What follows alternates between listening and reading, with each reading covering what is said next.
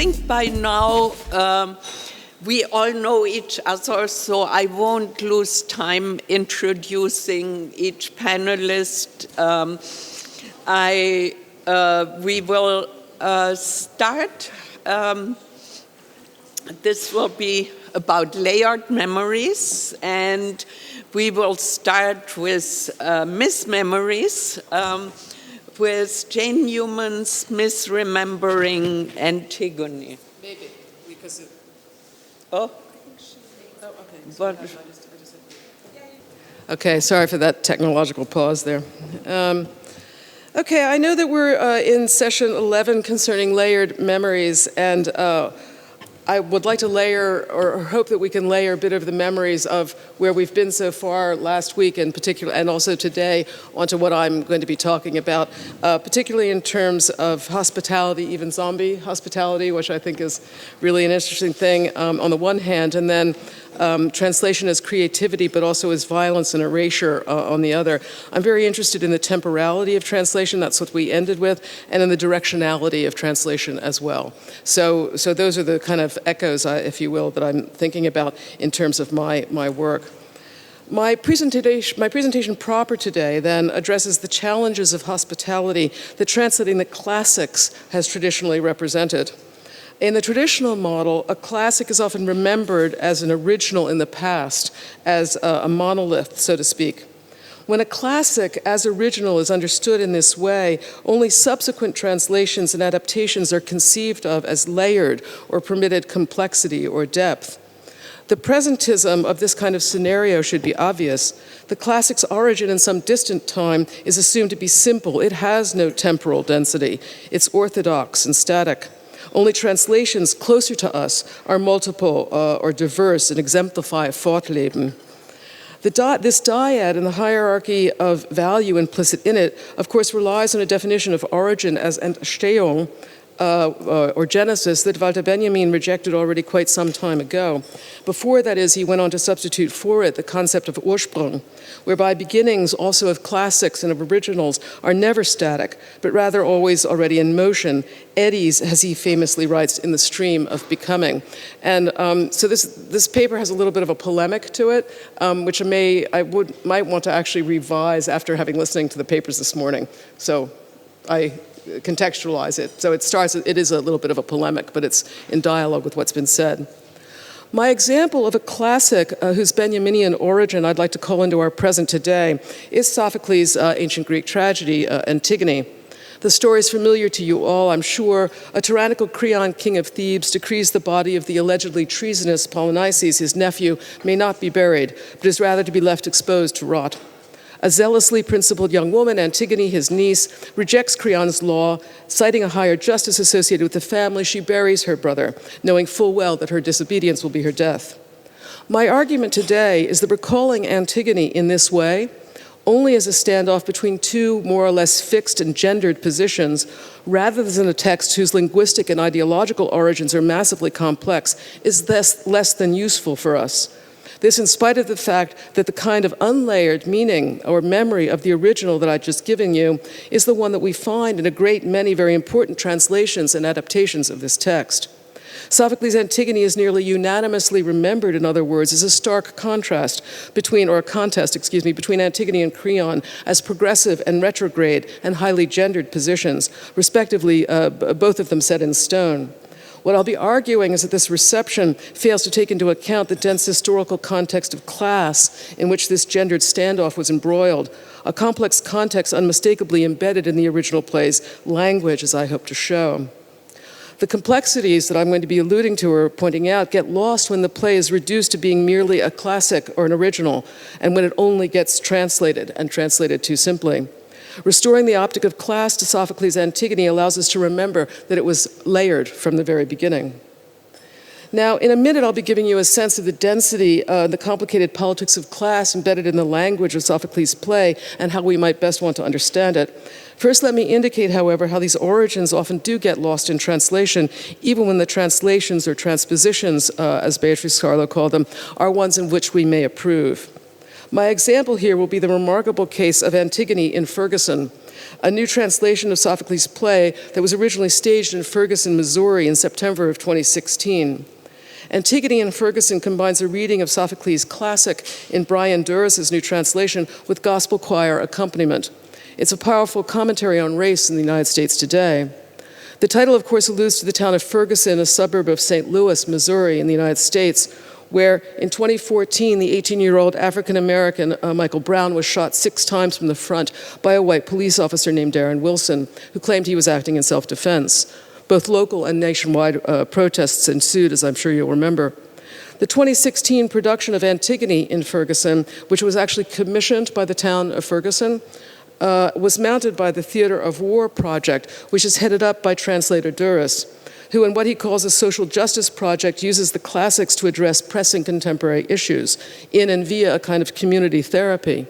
In the original production in 2016 in Ferguson, for example, and quite remarkably, teachers and athletic coaches from Michael Brown's high school acted the role of the chorus alongside members of Ferguson's much hated police force. That is, they performed together in the chorus. A post-theater community conversation that ensued, allowing audience members from both sides to have their say. Whether this way of hosting the classics is a good or ethical or politically efficacious one is a question I'd be happy to discuss. But I'd like to call our attention today, to the consequences of the presentist narrative I alluded to a moment ago as they emerge in this case. For what happens when a classic, here Sophocles' play, is updated, made timely, reborn, reanimated by translating it into a contemporary context, is that the original text and its concerns are endowed with an aura of timelessness, rendered temporally undense. Its theme, as conventionally understood, again, a woman's resistance to an overreaching and cruel male-identified state, becoming suspended in amber, not even erased, that is, retained, kind of reified. And you'll see that actually in productions of Antigone and Ferguson, where there's always a white actor playing Creon and an African-American actress playing Antigone. We see it again in this New York production that just closed last week of Antigone in Ferguson. So there's a kind of a replication of always the same message there. Okay. As a result of this kind of reification of positions, the standoff that is captured here is naturalized and rendered inevitable, rather than understood as the product of historical forces that we might ourselves resist. Translation theorist Lawrence Venuti has recently referred to the original text in cases like this one as a problematic source text invariant, its meaning endowed with a permanence that suggests that the only task of a translation is to relay this meaning into the present in a relation of equivalence. The equivalence effect, Eugene Nida, of course, reduces the autonomy of the translation and its ability to be a text on its own, Venuti complains, since its sole task is to funnel the source text static meaning into the present as a monument to reified gender and racialized relations. Now, in the case of both Antigone, and I find any reifications and essentializations of race and gender problematic, any of them. Now, in the case of both Antigone and Ferguson, and the tradition of myriad Antigones, of which it's merely the latest example, Venuti's critique is apt, but in ways I'd like to argue go far beyond his Jeremiad on behalf of translators in their work. In Durris's translation and production, that is, as in so many post-classical Antigones before it, Sophocles' play is read over and over again in the same way, as a script, that is, that again casts Creon as the overbearing male tyrant whom the young girl Antigone resists. I'm not denying, of course, the parallels between this story of Antigone when it's understood in this way and the case of Michael Brown, for example. After Brown was shot by Wilson, and it's the parallelisms that Andres was talking about that I'm kind of going to think about here, okay? After Brown was shot by Wilson, for example, the community gathered to mourn in traditional ways, as Antigone, of course, does. Brown's body was then declared off limits and left by the police and left exposed for hours in the brutal August sun. This officially endorsed, even orchestrated neglect caused the mourners and others to rise up in indignation, whereupon they were mercilessly beaten down by both the police and other agents of the state in what was subsequently condemned as a highly militarized response. The parallels are clear. In both cases, original and translation alike, the woman-identified position is ethical and moving, the male state's response needlessly violent and unjust. but when only so understood, the invariant nature initially imputed just to Sophocles' play migrates quite easily into what becomes a permanent hierarchy of power and powerlessness, as well as an essentialized, racialized standoff in Ferguson, as well as in the standoff of gender as well. Now, this same reduction of local complexities, and I won't go into really what happened in Ferguson and who the mourners were, but it's actually really, this is the public face of this conflict, which actually trades in these same decentralized positions, okay? The same reduction of local complexities into ritualized dyads happens in many of the perhaps more well-known versions of Sophocles' play prior to Durris's that render the scenario of a heroically resistant young woman versus a weaponized authoritarian male in similar ways. Think of Jean Anouilh's French language Antigone, for example, originally produced in Nazi-occupied Paris in 1942, or Bertolt Brecht's The Antigone de Sophocles after Hölderlin, produced in the Swiss town of Chur 3 years after the end of World War II. In both of these cases, these mid-20th century translations of Sophocles' classic are likewise remembered primarily for an uncompromising teenage Antigone punished for her resistance with death at the hands of an authoritarian, in these cases, Nazi-identified Creon. It's obvious, of course, whose side we're to be on, and there's no room for the reader or viewer to do any work in Adriana's terms. And the Argentine playwright Griselda Gambaro's Antígona Furiosa, some 40 years later, the pattern's the same.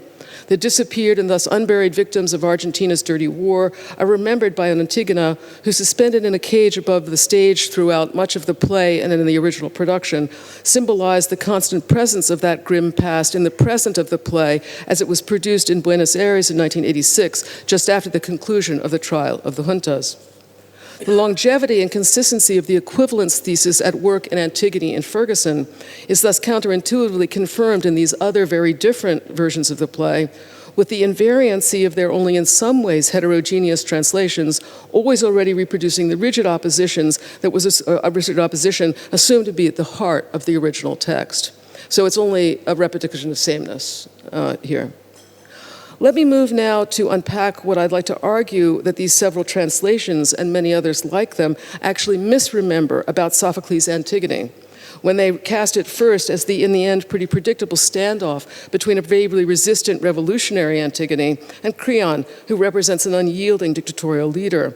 Second, I'd like to look at, more importantly, at the contest between these positions, again, as they become set in stone.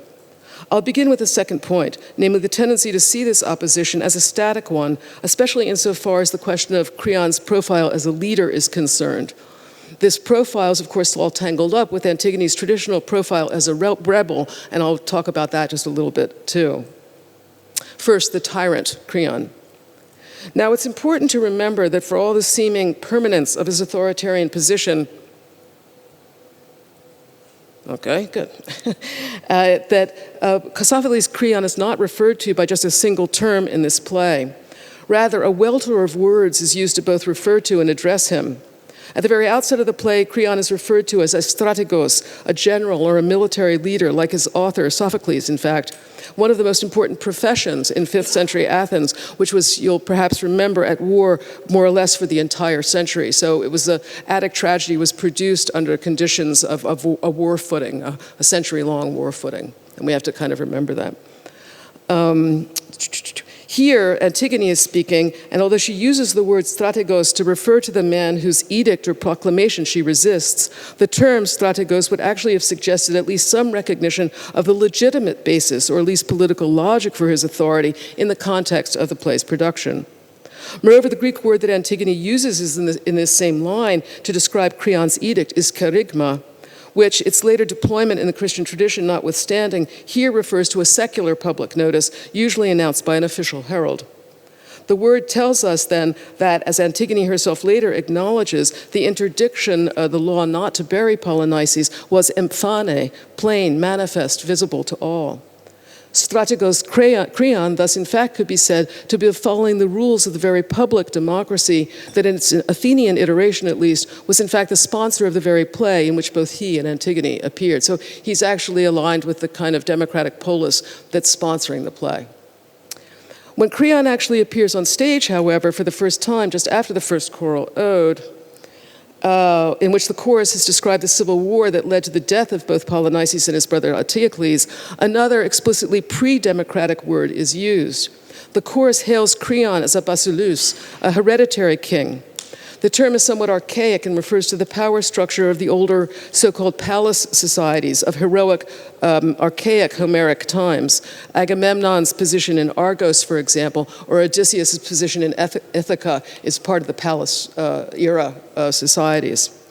The term sits athwart, of course, of the more democratic profile and way of ruling associated with the term used to refer to Creon earlier, strategos, and tells us something about the political affiliations of the chorus, in fact.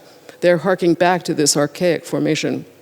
Interestingly, Creon then picks up on the chorus's use of this term and explains that the legitimacy of his position and his power, his krate, derives precisely from being of the race, the genos, of the former leaders of Thebes, Oedipus's two sons, now deceased. This is, of course, strictly speaking, not true, for Creon is actually the brother of Oedipus's wife, Jocasta, and thus Antigone's uncle. He's thus not related to the Cadmeans by blood. Why does he welcome and even exploit the use of this term to refer to himself? More importantly, what is Sophocles doing in allowing Creon and the chorus to use this term? Since basileus refers to a class structure based on land ownership that was, by the time this play was being produced, completely outdated. This very class, and sort of at odds with the class realities of the democratic period, indicated by the third term, used to refer to Creon, this time by Antigone's sister, Ismene, as she tries to dissuade Antigone from her plans. In her plea to Antigone, Ismene refers to the ruler's decision about Polynices' bodies, and thus to his law and, again, power, krate, to enforce it, as the work of a tyrannos. Contrary to how we understand this term today, in classical Greece, a tyrant was usually an outsider who came into the city polis on the side of the commercial and entrepreneurial middling classes as a kind of military strongman to put down and settle the disruptive infighting of the local aristocratic families whose power was again based on their landholdings. The very infighting that we have just seen Polynices and Eteocles involved in and bringing Thebes to its knees. While not exactly an outsider, Creon's usefulness to Thebes as a tyrannos would be derived in this case not from his ties to his nephews and nieces' Aristoi family, but rather from his ability to restore stability to the democratic state weakened by upper-class infighting and clan-based civil war. Each of these three terms, strategos, basileus, and tyrannos, thus suggests a different layer of Athenian class history and class conflict. In rendering these class conflicts visible or audible in the play, it seems to suggest the lability of the situation, not just in the Theban polity, of course, but also in Athens of the audience as well. And this has to do with this real evisceration of the body politic of Athens through these prolonged wars, and also its rise into being an imperial democracy, the Athenian empire, which we think of as democratic, but it was really an empire, Athens was. The crisis of the political ecology of Athens surfaces in the two final terms used to refer to Creon in Sophocles' play. First, he is addressed additionally by the guard who catches Antigone in the act as an anax, a prince or a chief. While the term designates a more strategos-like head of state or political mission, it too is somewhat archaic. Agamemnon, for example, was the anax of the Greek expedition against Troy, a primus inter pares chief who nevertheless famously struggles throughout the Iliad to hold on to that role. In fact, the difficulty of his leadership as an anax is the point of the Aeneid text. And he, of course, pays for the assertion of his anax privilege when he steals Briseis from Achilles by losing his best warrior's talents at a crucial point in the war. And that's really talking to Athens at that point. What are you doing, in this war? Creon likewise struggles with the consequences of his actions as the play goes on, and yet ironically continues to be called anax, reminding its original audience and us too now of Agamemnon's travails and his failures of leadership, which that audience would have known, of course. Finally, as the action careens towards its end, Creon is addressed with yet another fifth and final term, namely despotes. In ancient Greek, a despot historically refers to a man who was a master, usually of slaves. That Creon should be so called by the messenger towards the end of the play, the messenger, a nameless subordinate tasked with bringing the news of Haman's death, could be appropriate. But Creon's fellow citizens, the chorus, the elders of Thebes, immediately seem to sense the latent accusation in the messenger's potentially rebellious choice of words here, that a leader aspiring to democratic rule ought not to be a despotes, treating others as slaves.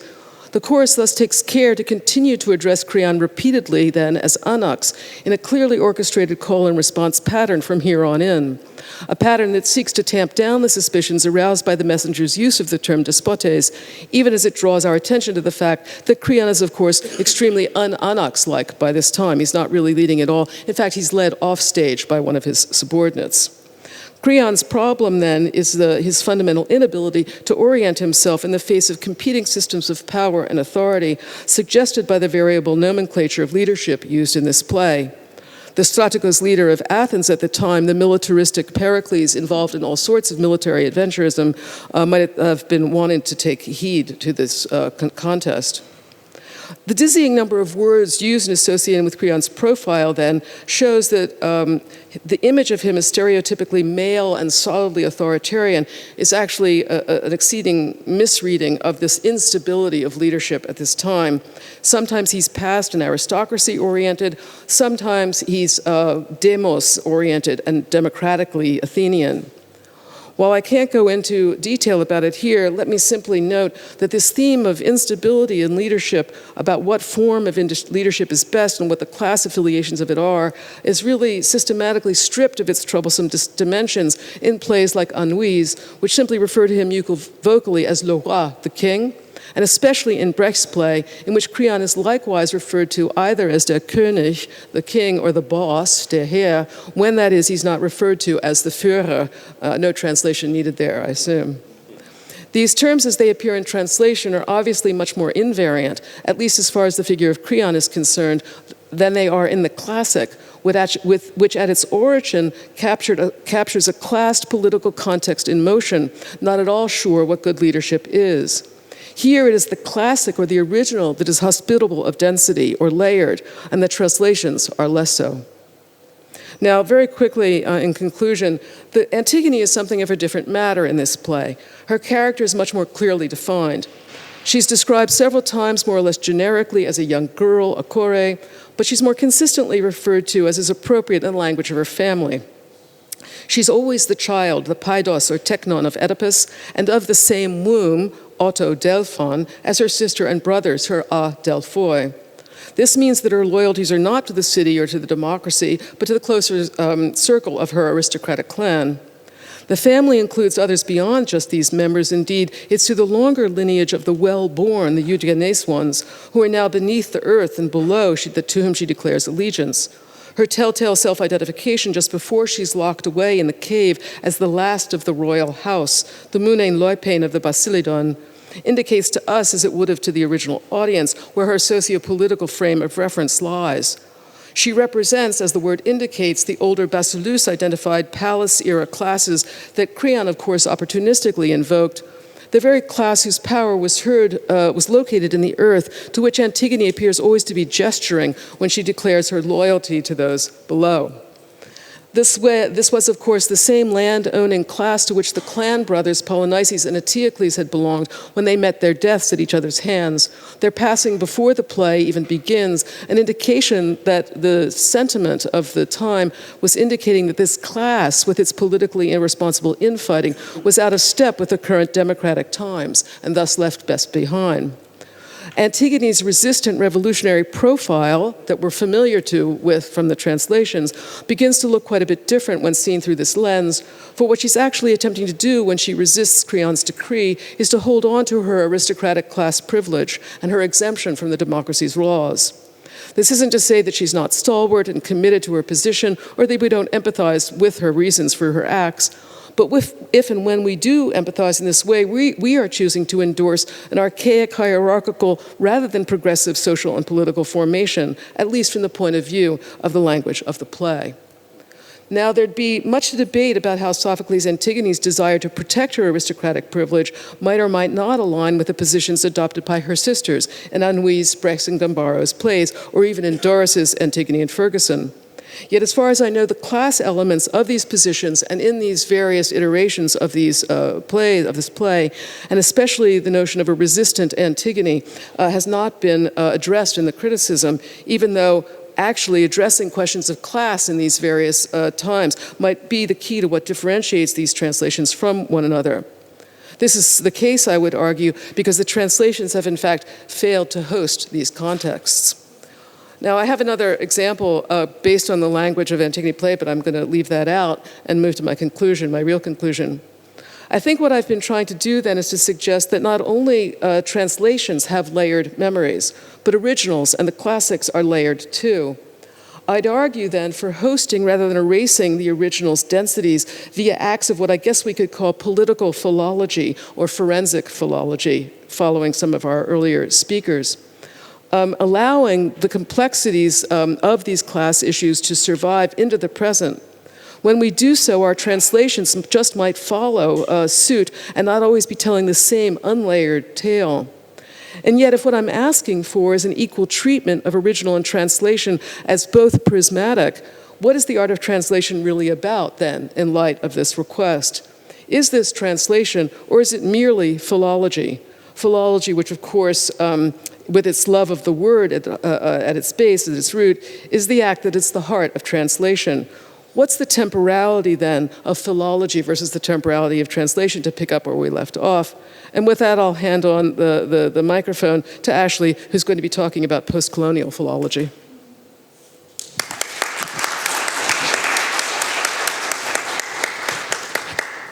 Okay, unfortunately, my role here is to play the tyrant of time. And Jane already has handed over the microphone to Ashley Call, and she will present on Vico's poetic wisdom and post-colonial philology. In her 2001 talk, translating into English, the renowned theorist Gayatri Spivak staked a remarkable claim that translation is the most intimate act of reading. The translator, Spivak argued, must not only make an attempt to grasp the presuppositions of an author, but also inhabit, even if on loan, the many mansions and many levels of the host language.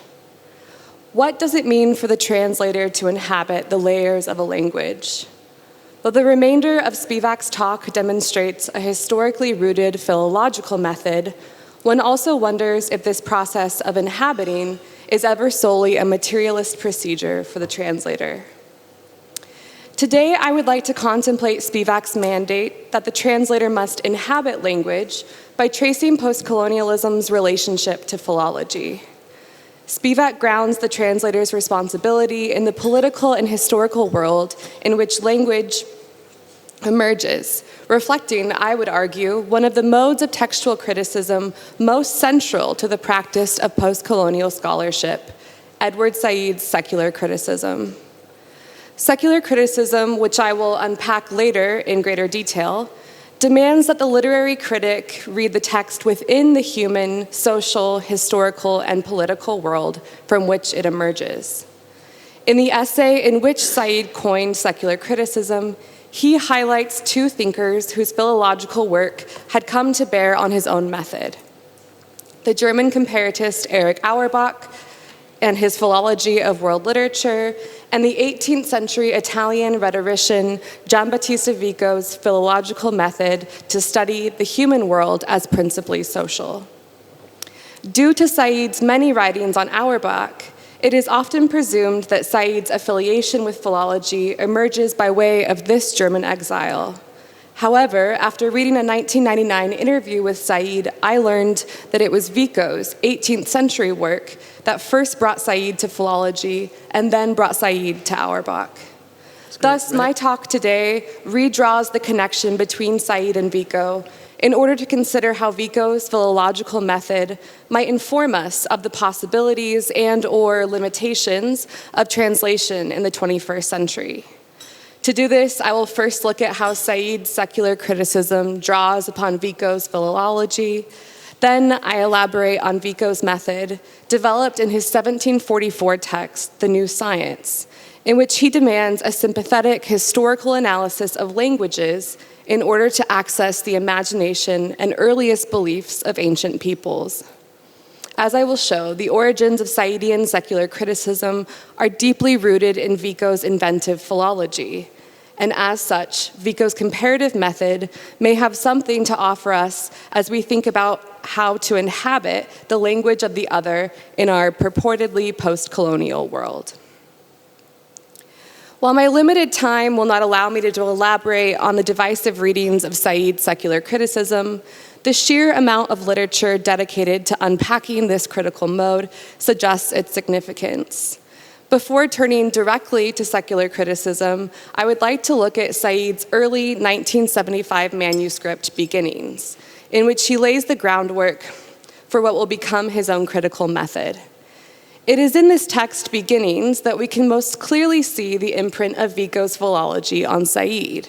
Here, he outlines 3 significant principles that characterize Vico's method and that will subsequently come to bear on his own secular criticism. First, Said argues that Vico deploys adjacency, complementarity, parallelism, and correlation as methods in the interest of a genealogical goal. These methods of adjacency and correlation reflect the development of social institutions that are always in relation to one another, enabling one to think of social relationships in terms of laterality instead of verticality. Second, it's already up there, Said writes that Vico's methodology enables him to understand himself and others in terms of a collective fate. For Said, Vico's notion of a collective fate transcends national boundaries and hierarchical structures and understands human history as operating necessarily in opposition to God's creations. Here, Said begins to develop his idea of a secular, textual criticism that is not only inextricable from the human world in which it is produced, but is also limited to its own creation and utterly distinct from God or divine providence. Finally, thank you. Finally, the third methodological principle that Said sees in Vico is his impulse to find a mode of expression in which to deliver his ideas. Perhaps what Said borrows most from Vico's philology is an exemplary, if untidy, mode of expression that demonstrates the multi-tiered nature of language in the social world. What allows Vico to maintain focus within his expansive study of language, Said argues, is his understanding that language is first and foremost social. Thus, the significant scholarly intervention of Vico's The New Science is the study of ancient myths and fables across multiple languages in order to construct human history. Here is where Said understands the work of the literary critic. That Said reads Vico's method as lateral, worldly, and philological serves as a foundation to what will become his own secular criticism, which he coins in his 1983 essay by the same title. Writing against the popular trends evoked by the literary theory of the 1960s and 70s, Said cautioned his fellow literary critics against the retreat into pure textuality or the principle of non-interference that is often engaged in the elevation of textuality to a mystical or disinfected state. Said's main contention that the, quote, intellectual situation is a worldly one, end quote, leads him away from a criticism that isolates textuality from the, quote, circumstances, events, and physical senses that made it possible, end quote. Instead, Said sees the text as worldly and necessarily connected to the social world from which it emerges. Thus, secular criticism is a philological approach which grounds the text and language in the human world. Although it appears that Said's use of the term secular in this essay seems to operate only against the tendencies of intellectuals in the academy or the levels of abstraction produced through certain forms of literary theory, I would argue that the full scope of Said's use of the term secular is best understood by his conceptualization of its opposite, that which he calls religious. Thank you. Creating a foil to the essay Secular Criticism in his essay collection, The World, the Text, and the Critic, Said concludes the book with a brief essay on religious criticism. He begins with a comparison between Orientalist and religious discourse, arguing that both of these discursive traditions limit the ability of humans to investigate or criticize their respective authorities, which are always, quote, more than human, supernatural, and otherworldly, end quote. Like religion, then, Said writes that the academic discourse of literary criticism in the late 20th century, to which he is responding, has had the impulse to see the production of a text as something beyond human understanding. The tendencies within the literary criticism of the 1960s and 70s, he explains, have been to produce criticism which celebrates, quote, unthinkability, undecidability, and paradox, together with the remarkable consistency of appeals to magic, divine ordinance, or sacred texts, end quote. For Said, any appeal, be it academic or popular, to the, quote, extra-human, the vague abstraction, the divine, the esoteric, and secret, end quote, amounts to an uncritical religiosity that leads intellectuals to detach from the political realities in which they write. It is here that we find Said's equivalence between religion, as in organized and orthodox belief systems, dealing in questions of the divine, as well as what he perceives as religious, by which he means the uncritical and metaphysical tendencies in literary theory. That Vico influenced Said's development of a secular criticism is certainly not my own intervention. As the anthropologist Gauri Viswanathan has argued, it is generally accepted that Vico was the, quote, single most important influence in Said's development of a secular criticism. Yet the way in which Said postulates his theory of secular criticism against the religious or metaphysical tendencies of the academy and against religion, understood in the broadest sense, seem in direct contradiction to the philological method that Vico develops. Allow me to explain. Published in its third edition in 1744, Vico's The New Science is a masterful yet formidable text that draws together philosophy and philology to construct a comprehensive theory of social history. As Vico tells us in the introduction, his intention is different from that of other philosophers who have, quote, not yet contemplated God's providence, end quote, with regards to the principal quality of human nature, which is that of being social. To build a social history, then, Vico uses philology to create a study of the, quote, institutions that depend on human choice, such as the histories of language, customs, and deeds of people in war and peace, end quote. Arguing then that the ancient fables constitute true and trustworthy histories, he endeavors to create a science with which to examine them. In the interest of time, I would like to introduce Vico's text by way of the frontispiece of The New Science, which you see here.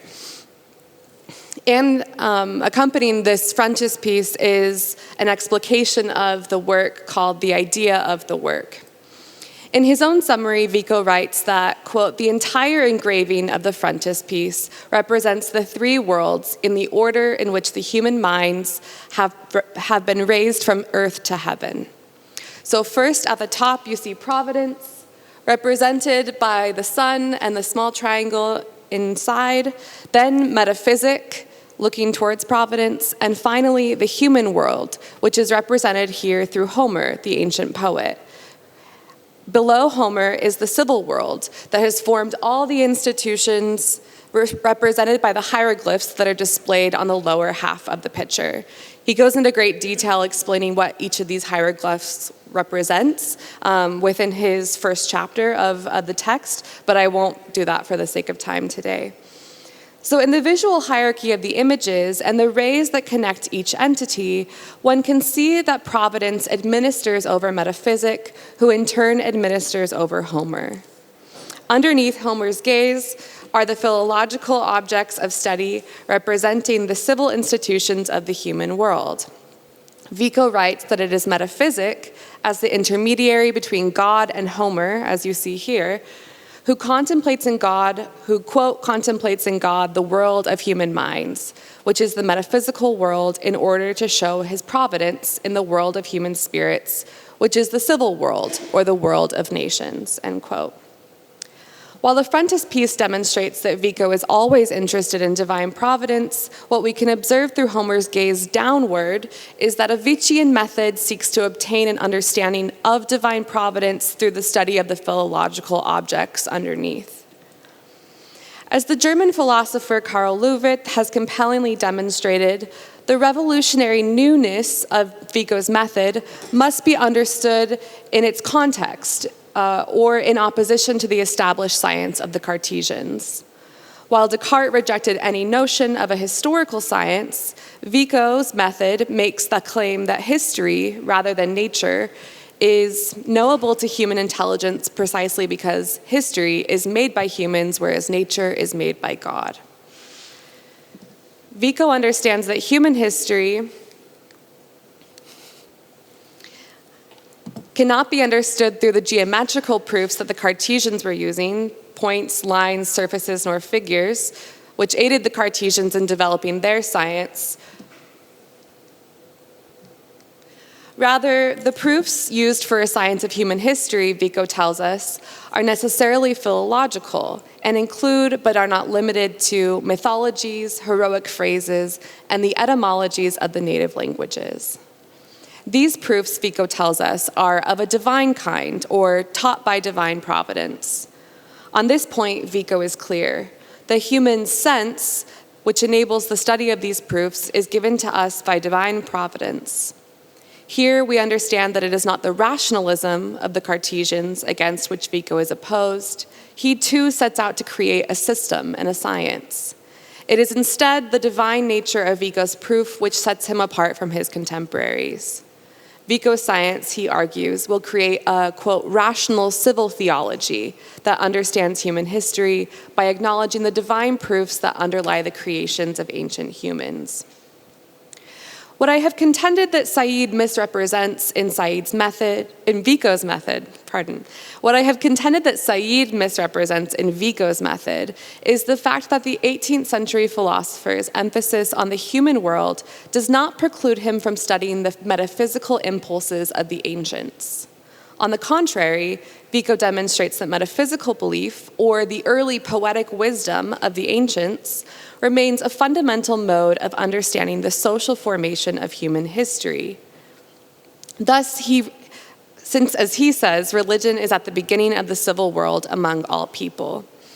Thus, he aligns religion with the other philological objects of his study as a key source for understanding human development.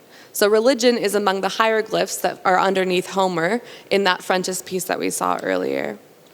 Finally, and here we come full circle, it appears to me that a return to Said's earliest writing on Vico from 1967, so before secular criticism and before beginnings in 1967, Said wrote something about Vico that demonstrates a more sympathetic approach to reading the religious material of Vico's work than we see anywhere in Said's later writings.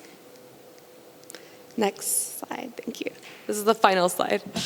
So this is what Said writes in 1967 on Vico. As Vico himself said, just because a belief is fantastic to us now does not mean that that belief did not perform some task for the mind that created and believed it. This is the most insistent and the least heated lesson of his historiography. The theory is mathematical, but Vico transposes it into a metaphysical doctrine. Said's understanding here that Vico's method is principally, that is, dominantly and primordially interested in the belief systems of the human mind, no matter how fantastic, is attuned to the sympathetic impulses of Vico's science. Thus, Vico's rational civil theology, properly understood, develops a method that is not only lateral, philological, and worldly, as Said sees it, but is also sympathetic to human belief, human feeling. In closing, I want to return briefly to the questions I posed in response to Spivak's notes on the translator. What would it mean for the translator to inhabit the layers of a language? And is this process of inhabiting ever solely a materialist procedure for the translator? While the later Said's notion of a secular criticism demands that the critic, and thus the reader and the translator, steer clear of the metaphysical, it seems to me that what Said first saw in Vico might have more resonance in our contemporary world. Or rather, that inhabiting the language of the other, whether to perform philology or translation, is a process not so easily sliced between the material and the metaphysical. Thank you.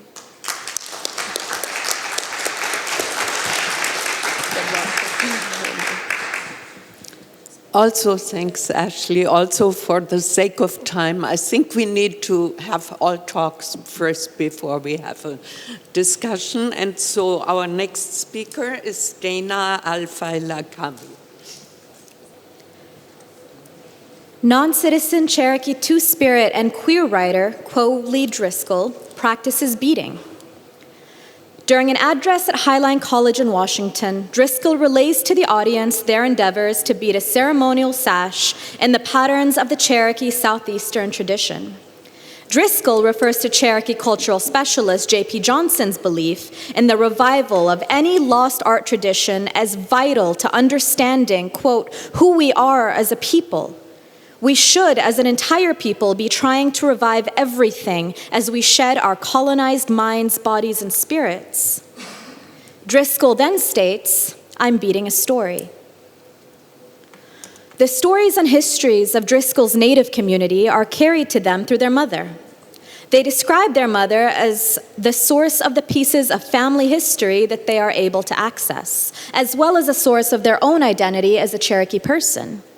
Their mother's recollection of family history, of her experiences as a mixed-blood Cherokee child, quote, helped them know who they are, and allowed for the rooting of Driscoll's knowledge of themselves as a multiracial, diasporic, non-citizen Cherokee person. Nevertheless, quote, there were and are gaps in the stories they needed and need. They wanted stories about Cherokee Two-Spirit people.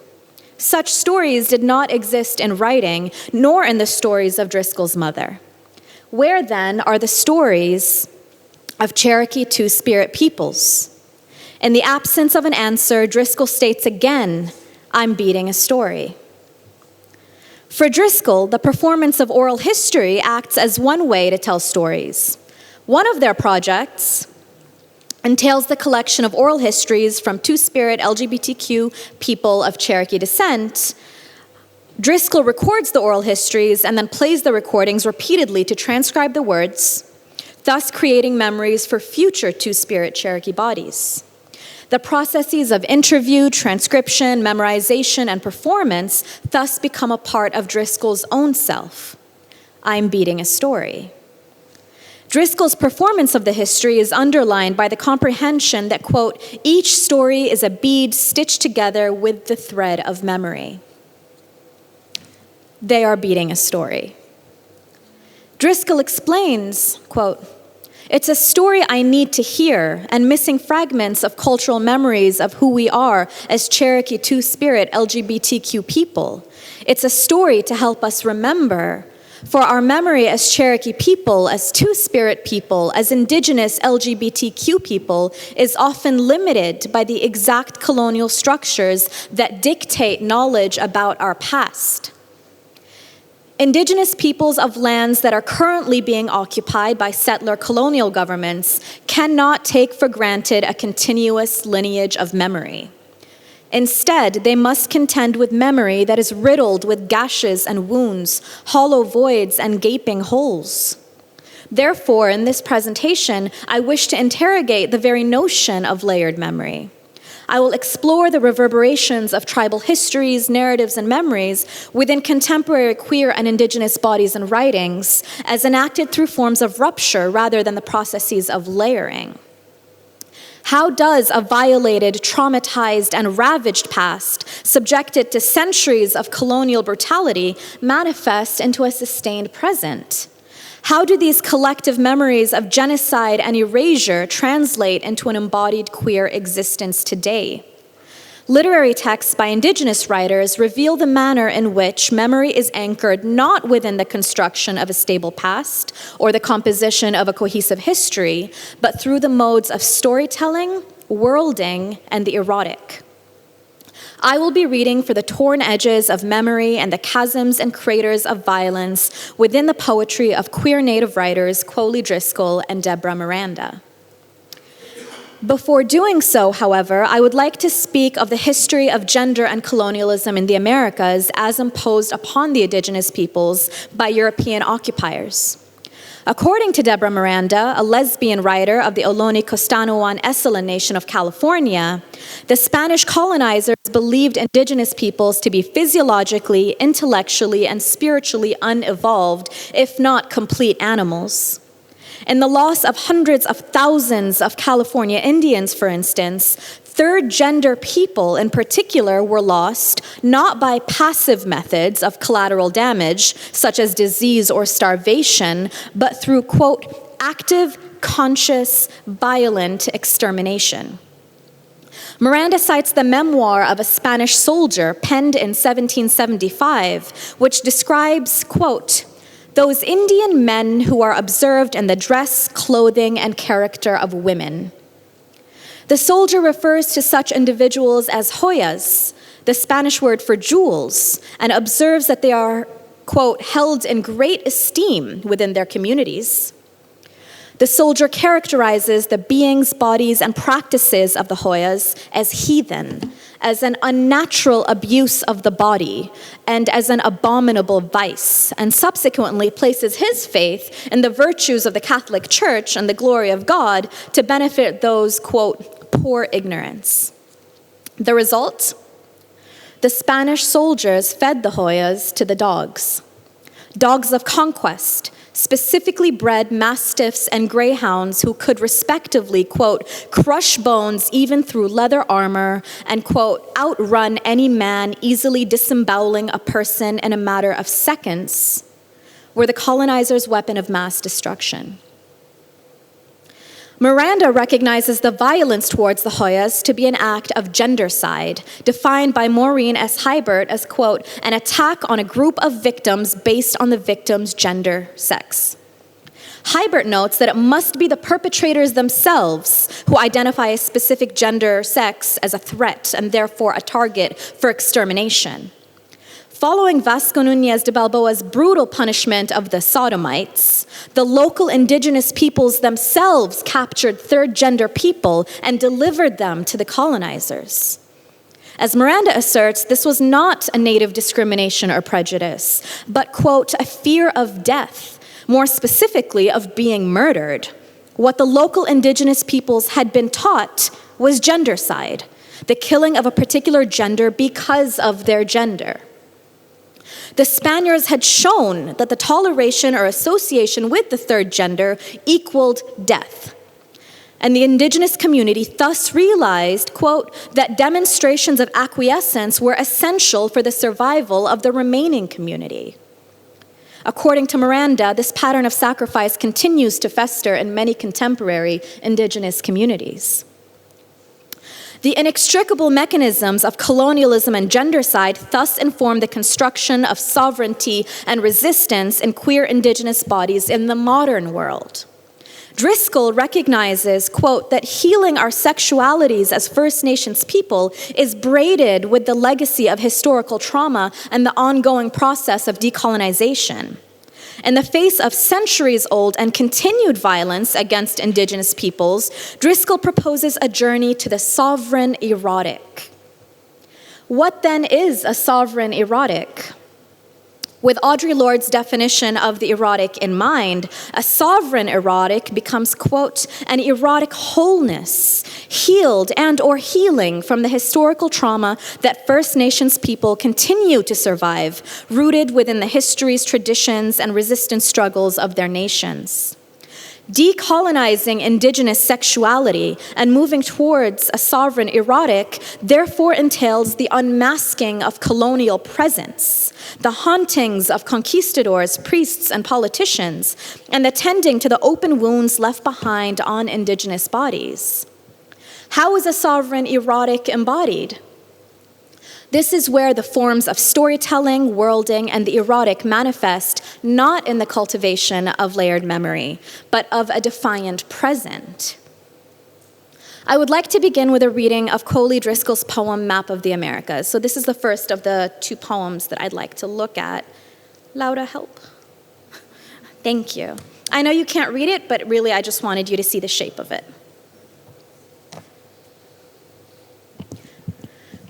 I wish when we touch, we could transcend history in double helixes of dark and light on wings we build ourselves. But this land grows volcanic with the smoldering hum of bones, all that's left of men who watched beloveds torn apart by rifles, grandmothers singing back lost families, children who didn't live long enough to cradle a lover, arms around waist, lips gently skimming nape, twined together like river cane baskets. Sometimes I look at you and choke back sobs, knowing you are here because so many of my people are not. Look, my body curled and asleep becomes a map of the Americas. My hair spread upon the pillow, a landscape of ice, my chest, the plains and the hills of this land, my spine, the continental divide, my heart drums the rhythm of returning buffalo herds. Do you notice the deserts and green mountains on my belly's topography, or the way my hips rise like ancient pyramids, my legs wrapped with the Amazon, the Andes, the Pampas, the vast roads of the Incas? Here are rainforests, highlands, stolen breath trapped deep in mine shafts, and my feet that touch Antarctica. When your hands travel across my hemispheres, know these lands have been invaded before, and though I may quiver from your touch, there is still a war. It is not without fear and memories awash in blood that I allow you to slip between my borders, rest in the warm valleys of my sovereign body, offer you feasts and songs, dress you in a cloak of peacock feathers and stars. These gifts could be misconstrued as worship, honor mistaken for surrender. When you taste my lips, think of maize, venison, perfect wild strawberries. Notice the way my breath smells of cedar, my sweat flows like slow southern rivers, and my flesh burns with history. Honor this. I walk out of genocide to touch you.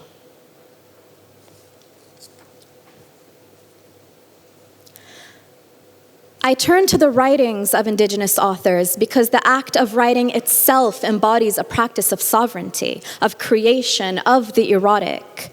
Lesbian Native writer Beth Brandt of the Bay of Kinte Mohawk Nation in current-day Ontario characterizes Indigenous writing as, quote, a gift, a giveaway of the truest meaning. Our spirit, our sweat, our tears, our laughter, our anger, our bodies are distilled into words that we bead together to make power. Indigenous writing becomes inseparable from Indigenous bodies, land, community, quote, our ancestors, our children, our grandchildren, our partners, our lovers, earth and the stories she holds in the rocks, the trees, the birds, the fish, the animals, the waters, the spirits who swirl around us, teaching us, cajoling us, chastising us, loving us. Writing here does not rely upon literary tradition and does not necessarily function as a layering of memory, but rather erupts as a moment of world-making in the midst of a memory riddled with bullet holes. Let us look at Driscoll's poem, Map of the Americas. Driscoll writes in the voice of an Indigenous person speaking to their non-native lover, enunciating a history in which, quote, this land grows volcanic with the smoldering hum of bones which are the only remains of men who watched beloveds torn apart by rifles, grandmothers singing back lost families, children who didn't live long enough to cradle a lover.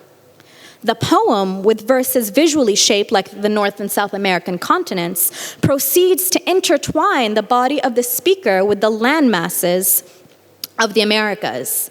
Their chest becomes the plains and hills of this land, their spine the continental divide, their heartbeat drumming the rhythm of returning buffalo herds, their lips tasting of maize, venison, perfect wild strawberries, their breath smelling of cedar, their sweat flowing like slow southern rivers. From hair all the way down to feet, the body of the speaker in shape, in words, in writing, is the land itself.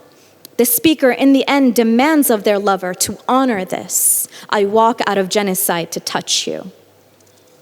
The embedding of a history of violence and an assertion of sovereignty within an experience of the physical erotic, within a moment between lovers, is not arbitrary nor coincidental, but in fact a result of the indivisibility of gender and colonization. In the opening verses, the poet refers to a history of bones, rifles, and murdered children. This is not a history upon which layers of memories can be formed.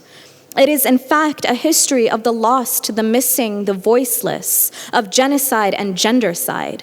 As Miranda reveals to us, the overwhelming majority of archival materials available today do not come from unfiltered indigenous voices due to the colonizing context and the prevalence of oral tradition amongst indigenous nations.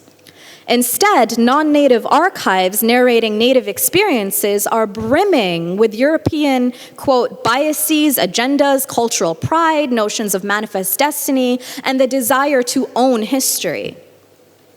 Driscoll, in the poem, laments this erasure, this shattering and rupture of an indigenous lineage. Instead, indigenous writers turn to the prospect of present worlding and survivance. What does the term worlding refer to? Billy Ray Belcourt, a writer from the Driftpile Cree Nation, takes worlding to signify, quote, how a population adapts to even the smallest tailwinds. Worldings, quote, elbow into the ordinary with the precision and anonymity of enigmas and background noise. For queer bodies, according to Belcourt, worlding is makeshift, ghosted by a world, quote, inhospitable to our points of contact and modes of feeling. Thus, these queer presents do exist, if only momentarily. Worlding may be linked to the means of survivance. Anishinaabe writer and enrolled member of the Minnesota Chippewa tribe, Gerald Visner, forges the term survivance to mean, quote, an active sense of presence. Native survivance stories are renunciations of dominance, tragedy, and victimry. Survivance, a term which encompasses more than mere survival, rejects the limitation of indigenous bodies to the category of survivors, a term which for Visner implies the reductive passivity of victimry. Driscoll's poem births an erotic encounter, a body violated but enduring, creating, feeling, extending, and touching another body, making concrete the processes of worlding and survivance. The speaker's body is itself a world, one emerging from genocide not only to survive and exist, but to dare to share in pleasure. You will notice similar mechanisms at work in Deborah Miranda's poem titled Clementines. I would like again to read the poem for you. There we go. Work the skin off in a ragged spiral. Separate flare from the pale sunrise within. Gather up the long curl of rind, turn it tight and snug, coy center peeking out from swirled petals. Make a clementine rose, leave it like a love letter on the table. Let your thumbs find the top dimple, apply pressure, not sudden, not hesitant, but cleanly. Know the joy of secret compartments. Raise the clementine's luminous body on the tips of your fingers, moist, undressed. With your strong teeth, neatly pluck the first sacrificial half moon from its sisters with dreamy dedication. Tongue this plump flame till it bursts, a lush firecracker in the dark. In the poem Clementines, Miranda directs her reader in the slow, sensuous peeling and tonguing of the sweet fruit. The Clementine metamorphoses through Miranda's playful language into the body of a lover, conflating the erotic experience of consuming the Clementine with that of pleasuring a lover to orgasm. The word Clementine is itself treated as a proper noun, with the first letter capitalized in reference to the name of a specific entity rather than as an unidentified object in a general class of entities. The capitalization of the word erupts the boundaries, attempting to contain the Clementine within the category of fruit, a category denoting its components as unanimated and inert, without life, consciousness, or emotion. Miranda's Clementine, conversely, reacts to fingering and tonguing, coy and secretive, growing wet with pressure, and ultimately bursting in the mouth. The poet instructs her reader to work the skin of the Clementine into a spiral, turning it tight and snug, coy center peeking out from swirled petals. The center peeking teasingly from the heart of the spun rind strongly evokes the image of an aroused clitoris and the folds of the labia. Fruit and woman dissolve into a single body in the poem. The Clementine's luminous body, moist, undressed, opens itself to the probing fingers and strong teeth, and the final step is to, quote, tongue this plump flame till it bursts, a lush firecracker in the dark.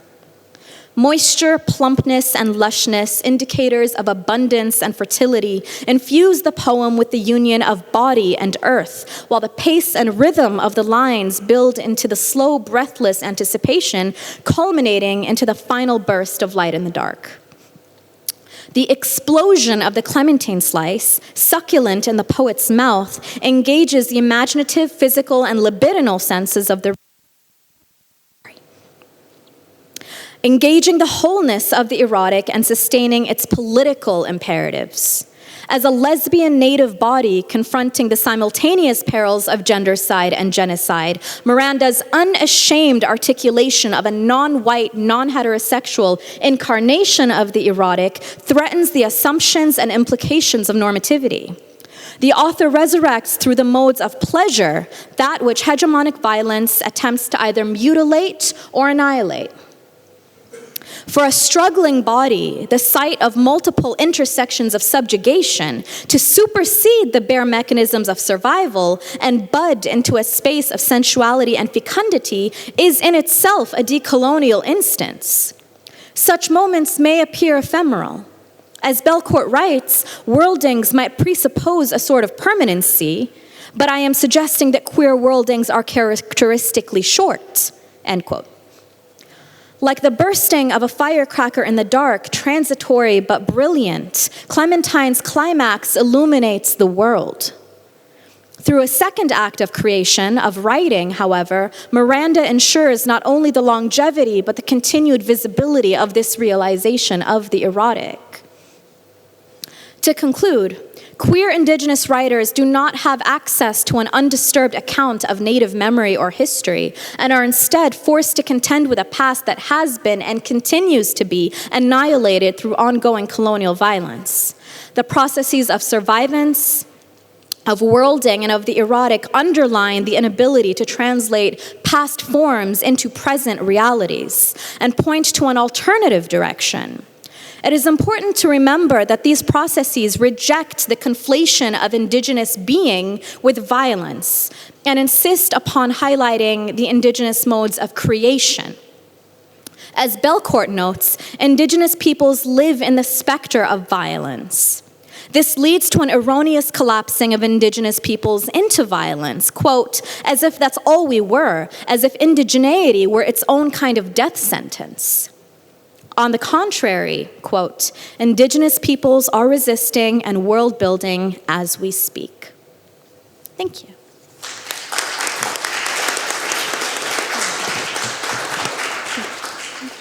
Thank you, Dana. We move right away to the next speaker, Anandi Rao. Okay, before I start my paper, I just want to give some context to situate this in my larger work. So my larger argument is about how the myth of Shakespeare as a universal genius and the myth of India as a Hindu nation are co-constituted through translation. and this particular piece is in a chapter on the development of the Hindi language and the role, Hindi language as a national language, and the role that translation, particularly translations of Shakespeare, played in that. So with that context, I'll start. Bharatendu Harishchandra, a notable dramatist, is considered by most scholars to be the father of modern Hindi literature. In her book, The Nationalization of Hindu Traditions, Bharatendu Harishchandra and 19th Century Banaras, Vasudha Dalmia provides a comprehensive account of Harishchandra's role as a litterateur, a publicist, and indeed as publisher of many newspapers and magazines. So he had an important role in the public sphere at that time. Now, I do not wish to repeat all of Dalmia's argument here, and instead I want to highlight one major aspect that can be linked thematically to Harishchandra's translation of Merchant of Venice. Dalmia argues that the historicizing process involved the evolution of a strategy to bypass the actual linguistic and cultural history of a growth which had a composite or perhaps layered character. Hindi claimed a Hinduness for itself, which had to do with Hindu as denoting religion. At the same time, it recurred to its past composite usage, which linked it with all the territory covered by the term Hindustan. Yet finally, it stopped short of nothing but national status, for it professed to be the identity marker of a nation. It was this process which resulted in the triadic structure of Hindi, Hindu, Hindustan, to use the words of a slogan or mantra coined by Harishchandra's younger contemporary and literary disciple, Pratap Narayan Mishra. This configuration also entailed, to quote Dalmia, quote, the Aryanization of this ideology, the link with Sanskrit literature, and the evocation of the once glorious past, end quote. The impact of this Aryanized Hindu ideology can be seen in Harishchandra's 1878 translation of Merchant of Venice, titled Durlabh Bandhu, or Invaluable Friend. The most striking part of this translation is that the fraught relationship between Christianity and Judaism in Merchant of Venice and the way in which Shylock is constructed as an outsider is translated and Indianized, such that it is now a relationship between Hinduism and Jainism. If Shakespeare's play was used to bolster the values and ethics of the Christian majority, Harishchandra's becomes a vehicle to disseminate Hindu values. The two aspects of Hindu values that I would like to focus on is the notion of Manushya, and particularly those that are excluded from this category, and the valorization of the Aryan. संसार एक रंगमंच है जहाँ सब मनुष्यों को एक न एक भाग अवश्य बनना पड़ता है. The world is a stage where every human being, or perhaps every man, or perhaps every descendant of Manu, has to play one role or another. This sentence is from Durlabh Bandhu. Anant, the Antonio figure, says these lines in the opening scene of a play, a translation of Shakespeare's lines, I hold the world but as the world, Gratiano, a stage where every man must play a part. While Manushya could be read as a benign rendering of the word man, this paper looks at how Manushya and Manushyata are deployed in the play in order to examine the linguistic contours and transactions of race and caste in Harishchandra's translation through a trans-asterisk anuvading lens. In my longer work, I use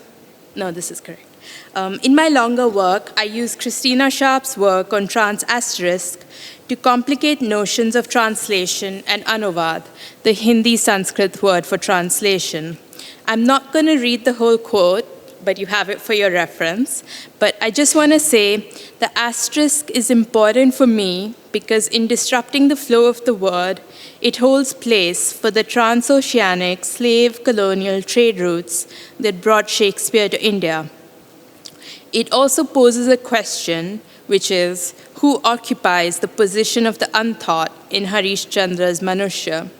Furthermore, I think the asterisk also disrupts the notion of what translation is, not only by connecting it to other trans words, but also by blurring the boundaries between that which is considered translation and, in this particular case, that which is considered adaptation.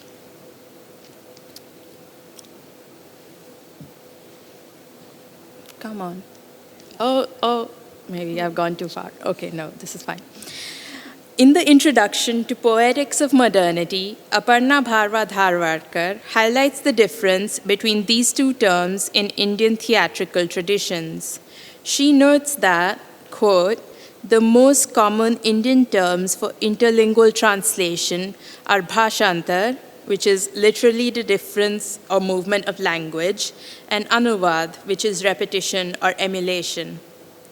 From the beginning of the modern period, however, the translation of Western and world drama into Indian languages has consisted mainly in a form of transculturation, for which the general Indian terms are rupantar, the difference or movement of form, changed or new form, transformation, version, rendering, adaptation, and anuyojan, the remaking of ancient narratives or unfamiliar forms of expression through a new artistic consciousness, perhaps a reanimation, to go back to that discussion.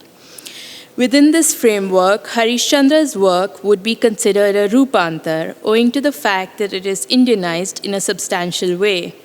However, this is not the word that the published version uses. Instead, it says that it is a, quote, sadhu bhasha mein anuvad, translation into sadhu bhasha, where bhasha is language and sadhu is holy man. The use of sadhu bhasha is key here because it refers to a Sanskritized version of Hindi, a Hindi that is priestly, that is rid of the Hindustani vernacular. But why sadhu bhasha? If we go back and if we think of Harish Chandra's involvement in a certain strand of Hinduism, and particularly within this movement and this construction of Hindi, Hindu, Hindustan, it all makes sense. And right from the title page, this translation connects language to religion. So, to return to the translated text, what is the worldview, especially as it relates to positions untaught, to caste? In the line I quoted earlier, Anant talks about the world being a stage and every Manushya having a part to play in it. The use of Manushya seems benign, an equivalent of the Shakespearean man. However, it's important to note, first of all, as context, that the position of the slave and the black body would be outside of and untaught in the Shakespearean man, to begin with.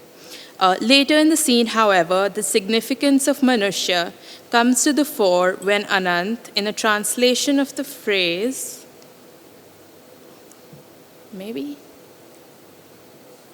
Okay, yes, there it is. In the translation of the phrase, there is much kindness in the Jew, says, Is Jain mein badi manushyata hai. There is much manushyata, the noun form of manushya, in this Jain. Kindness is transformed into humanity, though perhaps more accurately, the qualities of being a manushya. As a Jain, then, Shailagya, the Shylock character, is not a manushya. He can have the qualities of a manushya, but can't be one. In this worldview, then, can only Hindus be manushyas, human beings? To answer this question, we must consider the terms that are deployed in the play. In The Merchant of Venice, the dichotomy is between Christians and a Jew, and these are the words that are used to describe the various characters. For example, okay, you probably can't read this, but I'm going to read it out aloud, but you can see what is highlighted. So in Shylock's famous monologue in Act 3, he says, I am a Jew, hath not a Jew eyes, hath not a Jew hands? organs, dimensions, senses, affections, passions, fed with the same food, hurt with the same weapons, subject to the same diseases, healed by the same means, warmed and cooled by the same winter and summer as a Christian is. In translation, केवल इसलिए कि मैं जैनी हूँ, क्या जैनी की आँख, नाक, हाथ, पाँव और दूसरे अंग आर्यों की तरह नहीं होते? क्या वह वही अन्न नहीं खाता, उन्हीं शास्त्रों से घायल नहीं होता, वही रोग नहीं झेलता, उन्हीं औषधियों से अच्छा नहीं होता, उसी गर्मी और जाड़ से सच और कष्ट नहीं उठाता जैसा कि कोई आर्य? Which is, only because I'm a Jain, aren't a Jain's eyes, nose, hands, feet, and other organs like those of Aryans? Doesn't he eat the same food? Isn't he wounded by the same weapons? Doesn't he bear the same diseases, become better with the same medicines? Doesn't he bear the same truth and difficulty from the summer and the winter as an Aryan? I want to highlight two aspects of this translation. The first is that more organs are mentioned in the Hindi, foregrounding the embodied aspects of those who are included within the category of Manushya and those that are not. The story untold in this translation is not just an abstraction, but is also about flesh, flesh of those who are racialized and constructed as a particular caste.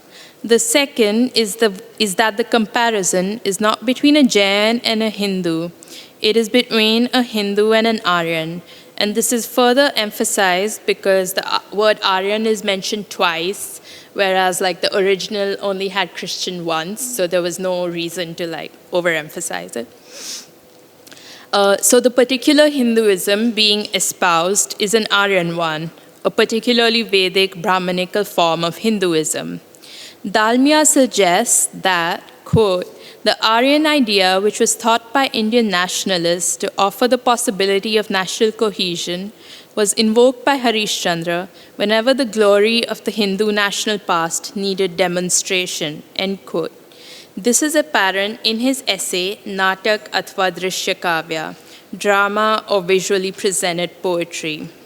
In a section titled History of Drama, in translation, Harishchandra notes, I quote, "We do not think that any other race on this planet can open its mouth on this subject in the presence of India. The supreme repository of knowledge in the Aryan culture, the Veda, is infused with musical and literary qualities. The reference back to the Veda lays out the terms for what constitutes an Aryan. For him, India is synonymous with Aryans, just as in the play, Aryan metonymically stands in for Hindu.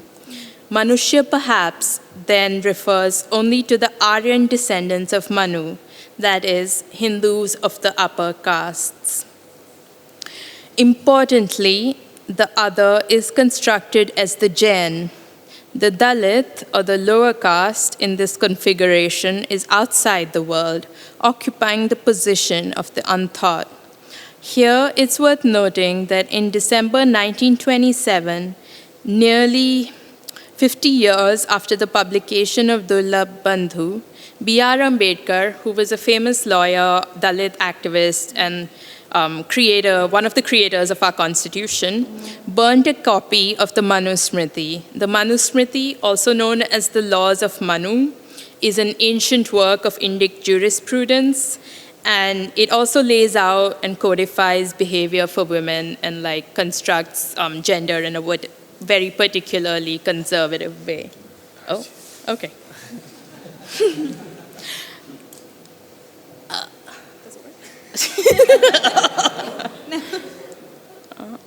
Oh, yes, okay. In his treatise, Annihilation of Caste, Ambedkar argues that, quote, there is no code of laws more infamous regarding social rights than the laws of Manu, end quote. Ultimately, he believes that, quote, if you wish to bring about a breach in the system, then you have got to apply a dynamite to the Vedas and the Shastras, which deny any part to reason, to Vedas and Shastras, which deny any part to morality.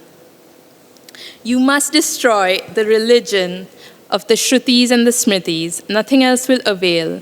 The destruction of the Manusmriti is symbolic of applying a dynamite to the Vedas and the Shastras, the very same Vedas that were supremely important to Harishchandra. The annihilation of caste requires the destruction of the category of Manushya. All that is, oh no, I cut that out. Regardless of whether he was translating Shakespeare or not, Harishchandra used his plays to espouse Brahmanical values and moreover construct those values as being indigenous. As a non-Aryan, Shailagya is described as a Pardesi Mahajan, a foreign merchant. Non-Aryans are foreigners in the land and therefore vilified. The intertwined relationship between language, religion, and nation was throughout the 20th century and remains to date a fraught battleground. Here, I want to say that indigeneity and foreignness are key to the Hindi movement, a by and large conservative and right-wing movement that desired to make Hindi the national language, and whose resonances can be felt in contemporary Indian politics. This was particularly in relation to script, as the Devanagari script was considered to be indigenous and the Persian-based Urdu script foreign. But why Shakespeare? The use of something foreign, colonial, to espouse an indigenous, Brahmanical Hindu ethic might seem ironic. In Natak, Harishchandra valorizes both Kalidasa and Shakespeare, and in doing so recognizes Shakespeare's universal genius. However, in thinking about the politics of translating Shakespeare, I want to foreground that there is a deeply conservative, nativist, Brahmanical tradition in Indian Shakespeare studies. This is described in the penultimate chapter of Ranjit Shahni's 1932 book, Shakespeare Through Eastern Eyes. In the interest of time, I'm not going to read out this quote, but it's from a chapter titled Revulsions. Okay, cool, I'll just finish. I think the metaphor of Shakespeare being worshipped at an altar is an important one. The burning incense as a signifier of Hindu traditions is significant. Given that this was written in 1932, I believe it shows a lot of foresight in terms of predicting the conservative orthodox thread in Shakespeare's texts that can make them appeal to certain groups and classes of people. As such, plays by Shakespeare can be used by translators like Harishchandra and scholars alongside a recourse to Sanskritic and Brahmanical traditions, which also value purity, just as the purity of the picturesque English past that Shakespeare came to symbolize, the purity of Sadhu Bhasha, the purity in translation studies discourses, to promote a particular kind of Hindu agenda under the guise of Shakespeare translation criticism. And I will stop there.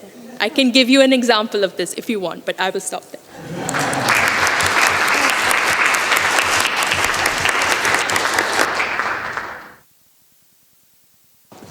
Thank you. And now we have our finale with Eleni Philippou on reworking antiquity. And Eleni has to speak from far away because there is problems with moving her computer. So Eleni.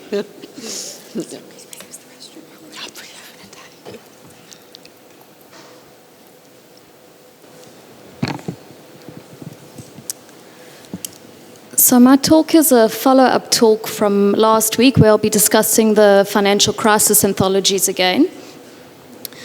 So as mentioned in my previous talk, the last 5 years has seen the publication of 3 poetry anthologies of the Greek financial crisis: Austerity Measures, Crisis, and Futures.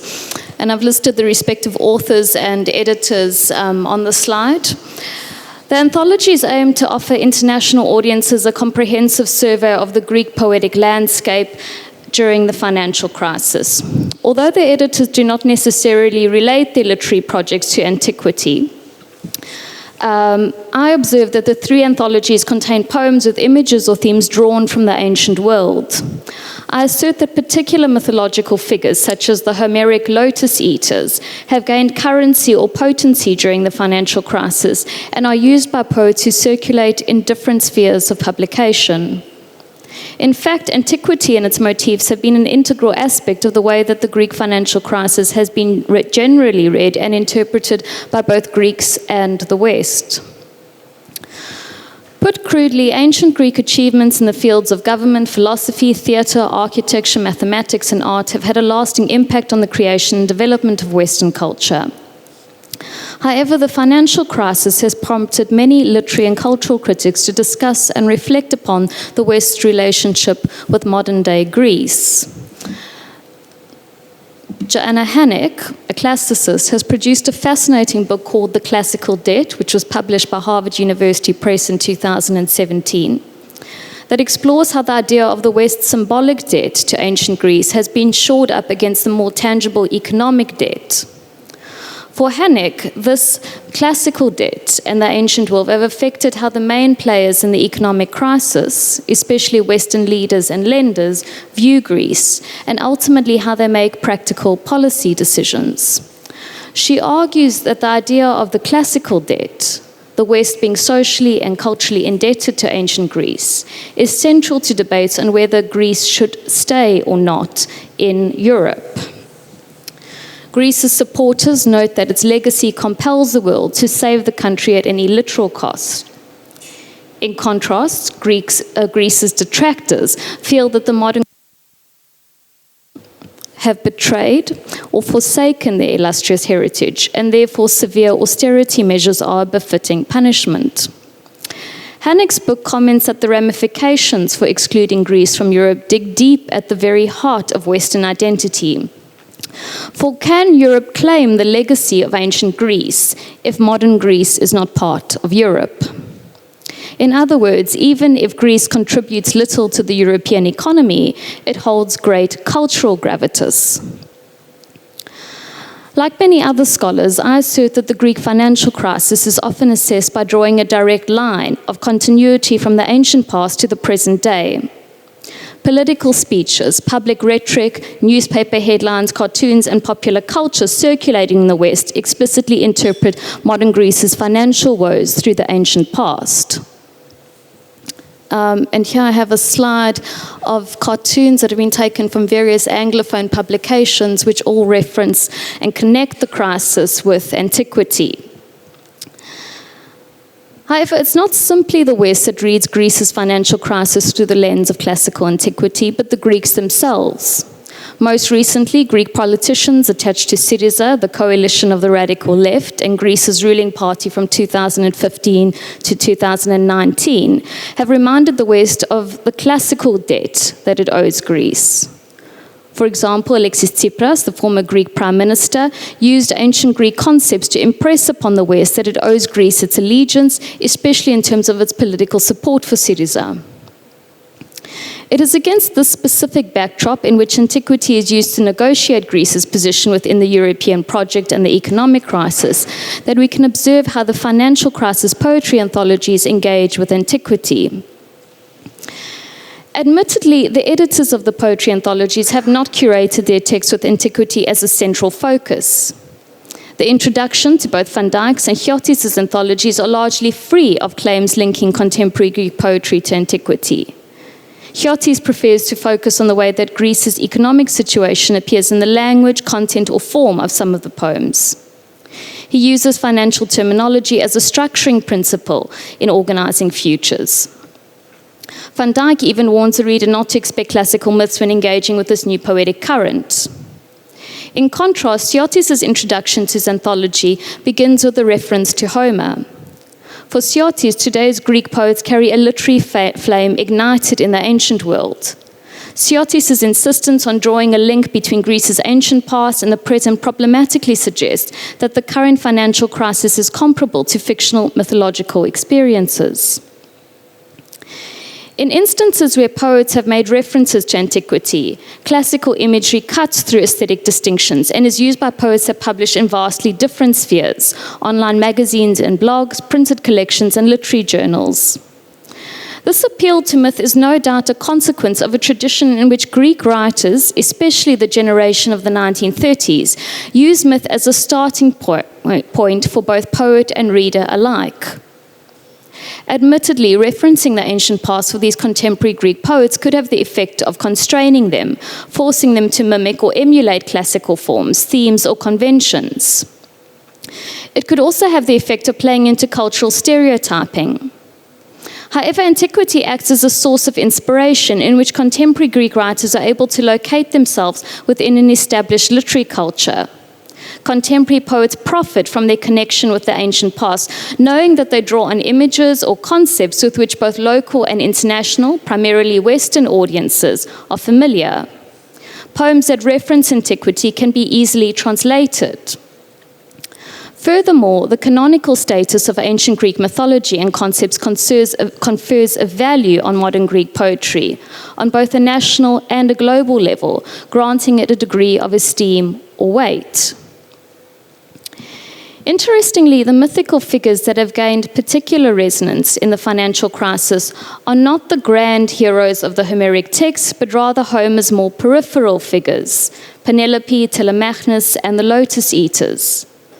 In other words, under the austerity measures, the peripheral has become central, with Greek citizens identifying less with the hero's journey and more with those who are left behind to fend for themselves and those who try and numb themselves against reality. These powerless or peripheral figures are able to strongly express Greece's current atmosphere of uncertainty, anxiety, and disillusionment. I now want to touch upon a pertinent example of how mythology has been used and recalibrated in this poetry of the financial crisis. Phoebe Janassi is a Greek poet and academic whose poems feature in Corin van Dijk's austerity measures. Her poem, Lotophahi, Lotus Eaters 2, is written from the perspective of someone who has eaten a lotus. And here's a clip of Janassi reading the poem. Can you play it?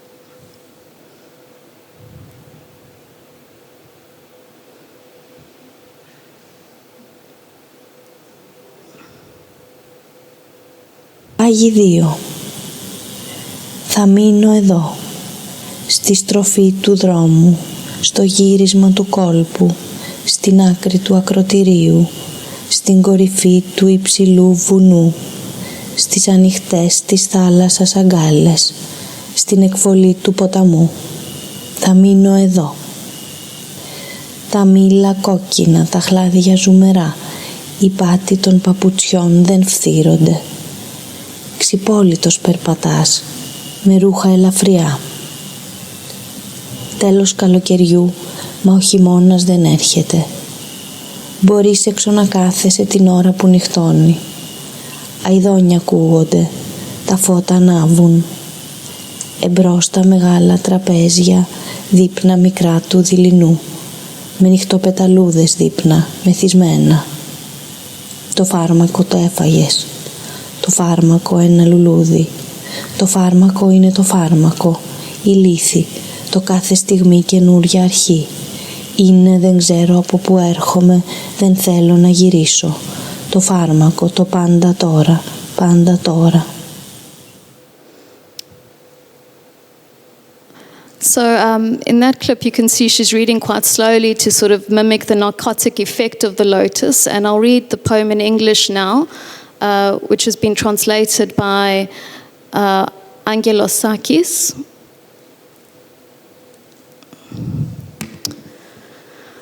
I will stay here on the road's turn, at the bend of the bay, at the end of the headland, at the top of the high mountain, the open arms of the sea, at the mouth of the river. I'll stay here, apples are red, pears juicy, the soles of shoes don't wear down. You walk barefoot in light clothing, end of summer, but the winter doesn't come. You're able to sit outside in the dusk at nightfall. Nightingales are heard, lights coming on over the big tables, the small dinners of late afternoon. Dinners with moths, tipsy, you've already downed the medicine. The medicine a flower, the medicine is the medicine. Forgetfulness is every moment a brand new beginning. It's I don't know where I come from, I don't want to return. The medicine is always now, always now. The poem's title contains the Roman numeral 2, pushing the poem out of the realm of the ancient world and into another temporality, the present. The poem points to Greece's entry into the Eurozone, a period of financial plenty. Strong economic growth that was largely consumer-driven characterized the period between 2001 and 2007. The euro allowed for low borrowing costs and interest rates, which made it easy for individuals to secure funds from commercial banks. Also around this time, public sector wages doubled and there was large public sector investments in infrastructure owing to the 2004 Olympic Games. In this respect, the poem suggests that the euro is a lotus. The poem opens with the speaker declaring that they will stay here in this idyllic space. The speaker offers reasons for wanting to stay in this idyll. The food tastes better, nothing ages or wears away, summer is eternal, nightingales sing. However, the poem becomes progressively darker, with the speaker asserting midway through the poem, you've already downed the medicine a flower, the medicine is the medicine, forgetfulness is every moment a brand new beginning. This medicine is a narcotic lotus flower that induces amnesia, a type of opiate. Like Odysseus' men of the ancient world who have consumed the lotus and forgotten their past and their previous homes and loyalties, similarly the speaker wants to stay here. Eating the lotus flower erases the memory of the past, of one's home, and the poem ends with the speaker asserting, I don't know where I come from, I don't want to return, the medicine is always now, always now. Additionally, the poem also references words that are featured in multiple Greek newspapers over the course of the financial crisis. The reference to medicine has come up, lotus eaters has come up in various newspaper publications. So in closing, I'd encourage you to seek out these anthologies yourselves to explore how mythological figures have been recalibrated and reworked to speak to unprecedented material and socio-economic realities. Contemporary Greek poetry converses with mythological figures, showing them to speak loudly and poignantly to Greece's financial crisis. This poetry appeals not only to mythological figures who are agents of their fate, such as Odysseus, but to the powerless or peripheral figures that speak to Greece's current socio-political atmosphere. Thank you.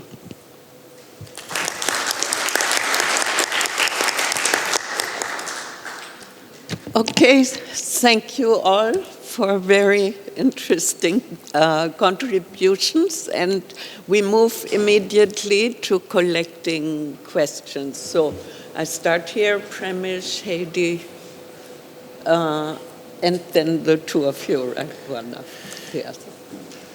Thank you. Can I go?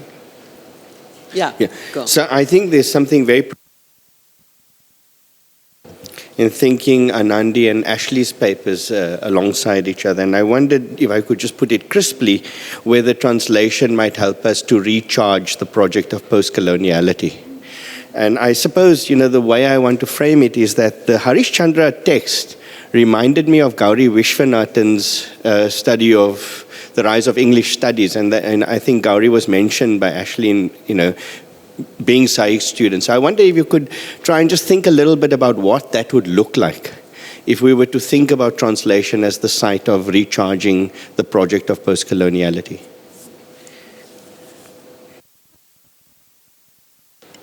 Thanks. That was an incredibly productive suggestion. It was a rich panel. I just wanted to kind of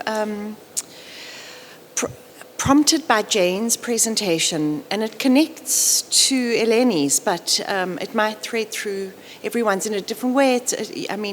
Take it up if it resonates. But I want to kind of, I think it's very productive to think with your challenge, Jane, that some things don't travel, or that to use Moritz's term, the insufficiency being productive asks us to revisit the kind of the text that prompts the translation, and in that kind of changes the poetics of misreading. Kind of is read in a reverse order, and, and opens up a set of questions that may not be legible when read genealogically, right? So I really think there's something profound about that, and incredibly rich. That conceptual categories that we kind of reach for now show themselves up as lacking, and that lack is not, to avoid a desire to fill the lack, rather than think about relations across time, and that poetics, in a sense, enables that via the work of translation. But which brings me to a proposition that would like to kind of invite Eleni to think about, which is that the now is not a temporality, but a techne, or an effect of amnesia. And that in that kind of proposition then, what's unprecedented is neither social nor economic, but something else. And I think Premesh's presentation might be one way to think about the unprecedented. I'm just offering it, which is hence my kind of purposeful use of the term a techne of amnesia. And so in that kind of reading, I don't know if Greek mythology is enough, as much as the mythology of Greek mythology, to create an effect of the past in which a grounding of this kind of techne of amnesia, which is the endless present, can be produced. So, there's something really rich about the poem as kind of colluding in that, but also in opening up a space to critically apprehend that process of producing temporal effects, rather than producing a concept of time, which I think is a slightly different proposition. So, I mean, if that proposition is something that is resonant for you, but I think your presentation was very suggestive in opening up that line of inquiry. Thanks.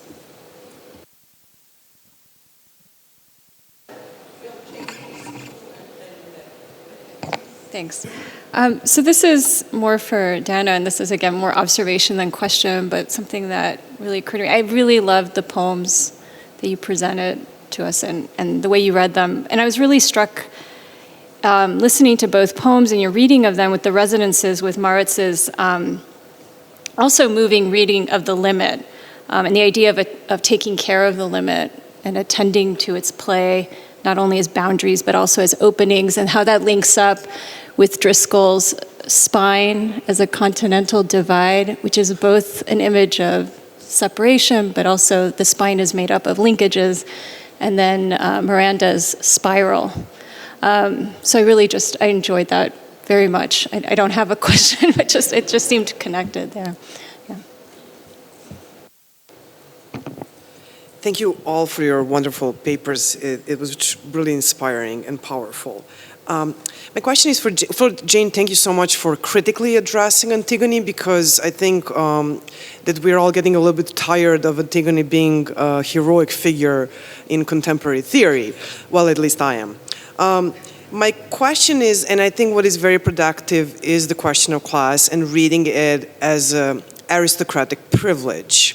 Now, my question is very precise, and I don't know if this goes with the class, because Antigone has been read in relation to the question of autonomy and law. Is autonomy also privilege?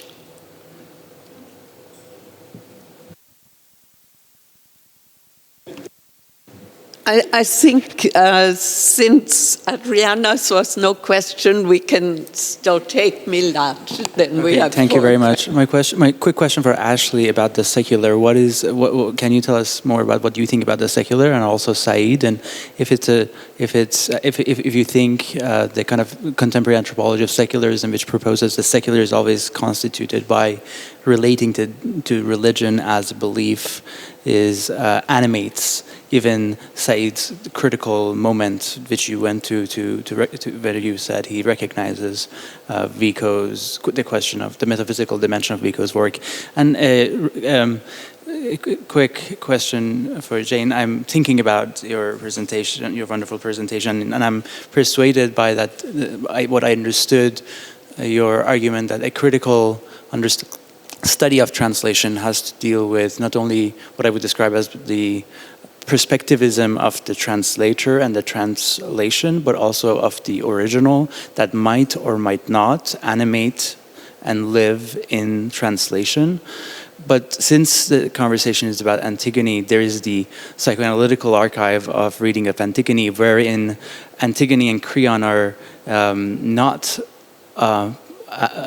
posed as sort of reified binaries, but co-emerge and have a relationship.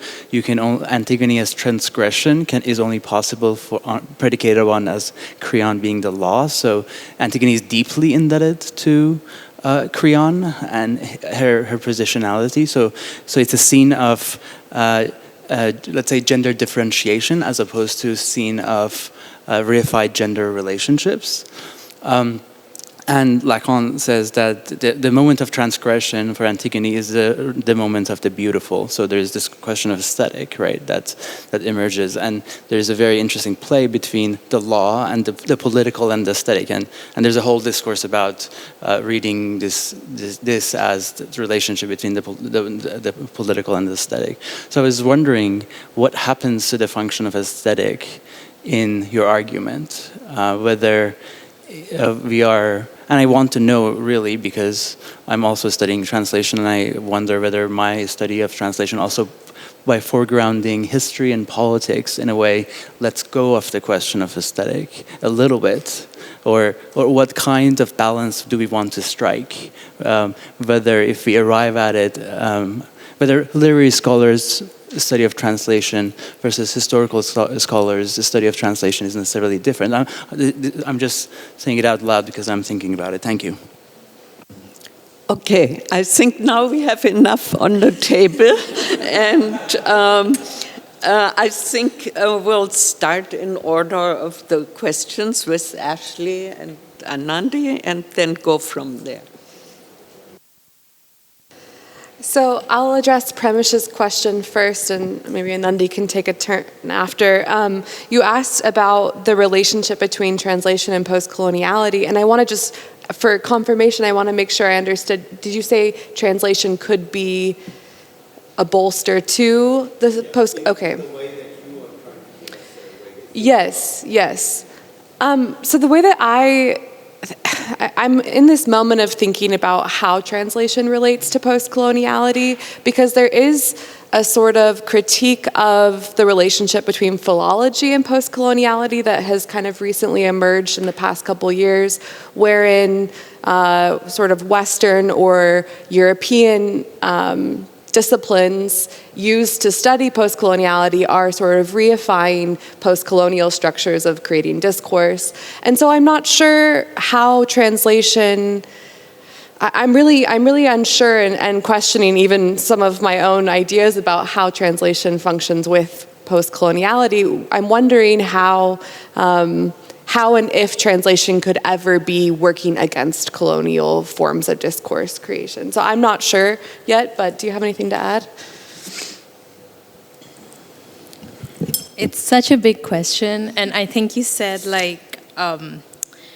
translation as a means to recharge the side of post-coloniality, and to me, and you can correct me if I'm wrong, that implies a new way of thinking about post-coloniality, or a new way of, a new way of thinking about post-coloniality and the role that translation plays in it. I think there is a role to play, but I would need to, like Ashley, think through this more. But I think there's, at a fundamental level, I think a critique of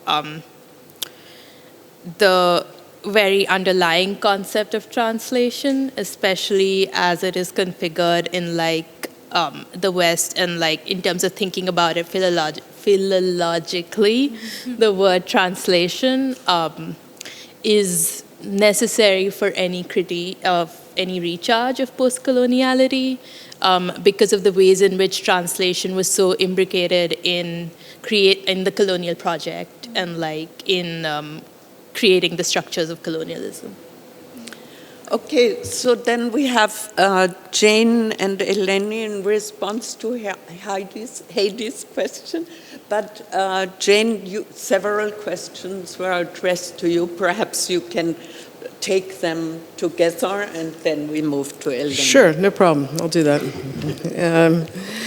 No, I wanted to kind of maybe put it into two clumps, some of these questions, and autonomy in the law, which I think is sort of related to Milad's question of that going into the kind of politics and so on. Where does that leave us with the aesthetic, I guess? So I think I'm really interested in the role of the aesthetic and the role of historical philology, which in this kind of particular area of ancient Greek tragedy, it seems to me that autonomy is a privilege, actually, and that's where Antigone is such a problematic figure for me, right? Because she declares herself free of the state, right? I mean, except through this sort of gesturing towards this land-based ownership. That being said, there are various translations of her work, right, which actually do show her as resisting what I referred to as the incipient imperialism of the Athenian Empire, right? So she can occupy that place of privilege as a moment of resistance. And I'm sort of interested in that because we see so little of that version of Antigone that you can have resistance kind of migrate around into different places and classes. Right? So I think that's why, so in delving into autonomy in the historical sense, it permits me to kind of actually critique the sort of replication and the restriction of where resistance can happen often, that it only seems to be able to happen from the margins and this question, right? And so if we sort of lock everybody into those positions, it doesn't really lead to kind of solidarity of resistance in some way, right? Because the centers will only be the things you resist, and the periphery and the margins will be the resistors, right? And I think that's a very reified set of relations as well, right? And I think sort of, Milad, that history to me serves this kind of philological work.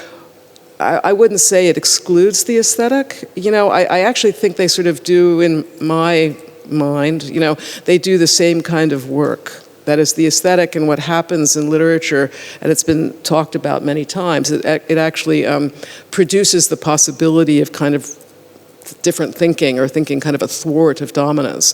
And I think that historical work does the same thing, right? So I see the two methods actually not in contrast to one another, and I think they often have been seen in contrast to one another in the academy. But I don't see that because I see this kind of close reading and the kind of disinterring of things as playing the same role, kind of critique. To the question of a kind of a different what happens with rereading and so on, also with Eleni's stuff.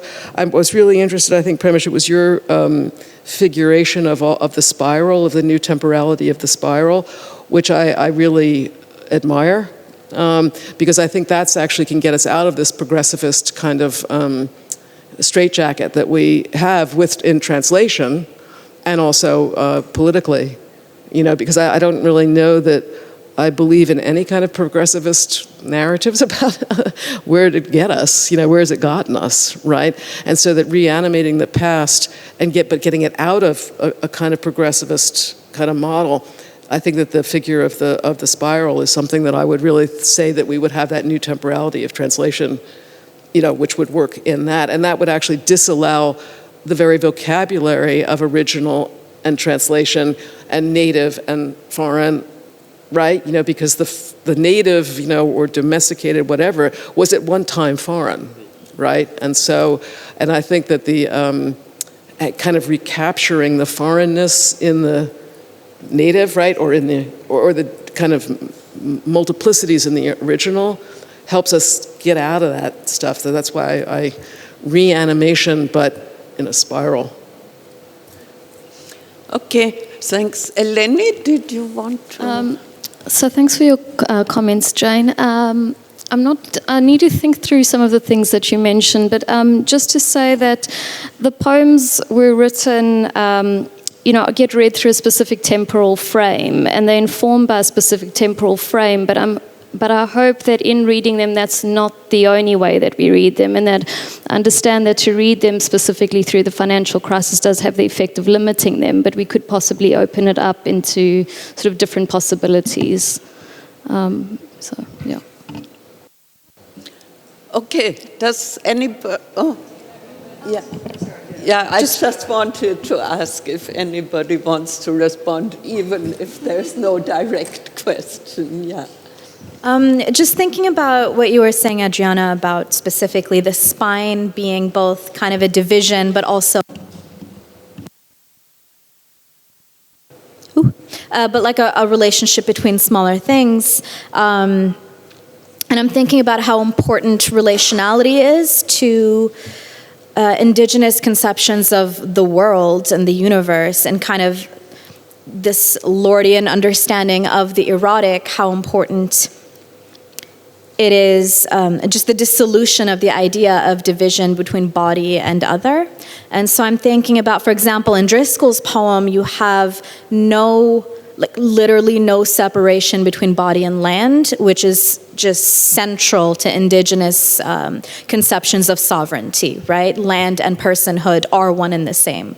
The same kind of pattern is repeated in Miranda, where fruit and woman are one and the same. There is no division. A woman is not like the Clementine. The woman is not as a Clementine, or vice versa. Clementine is woman.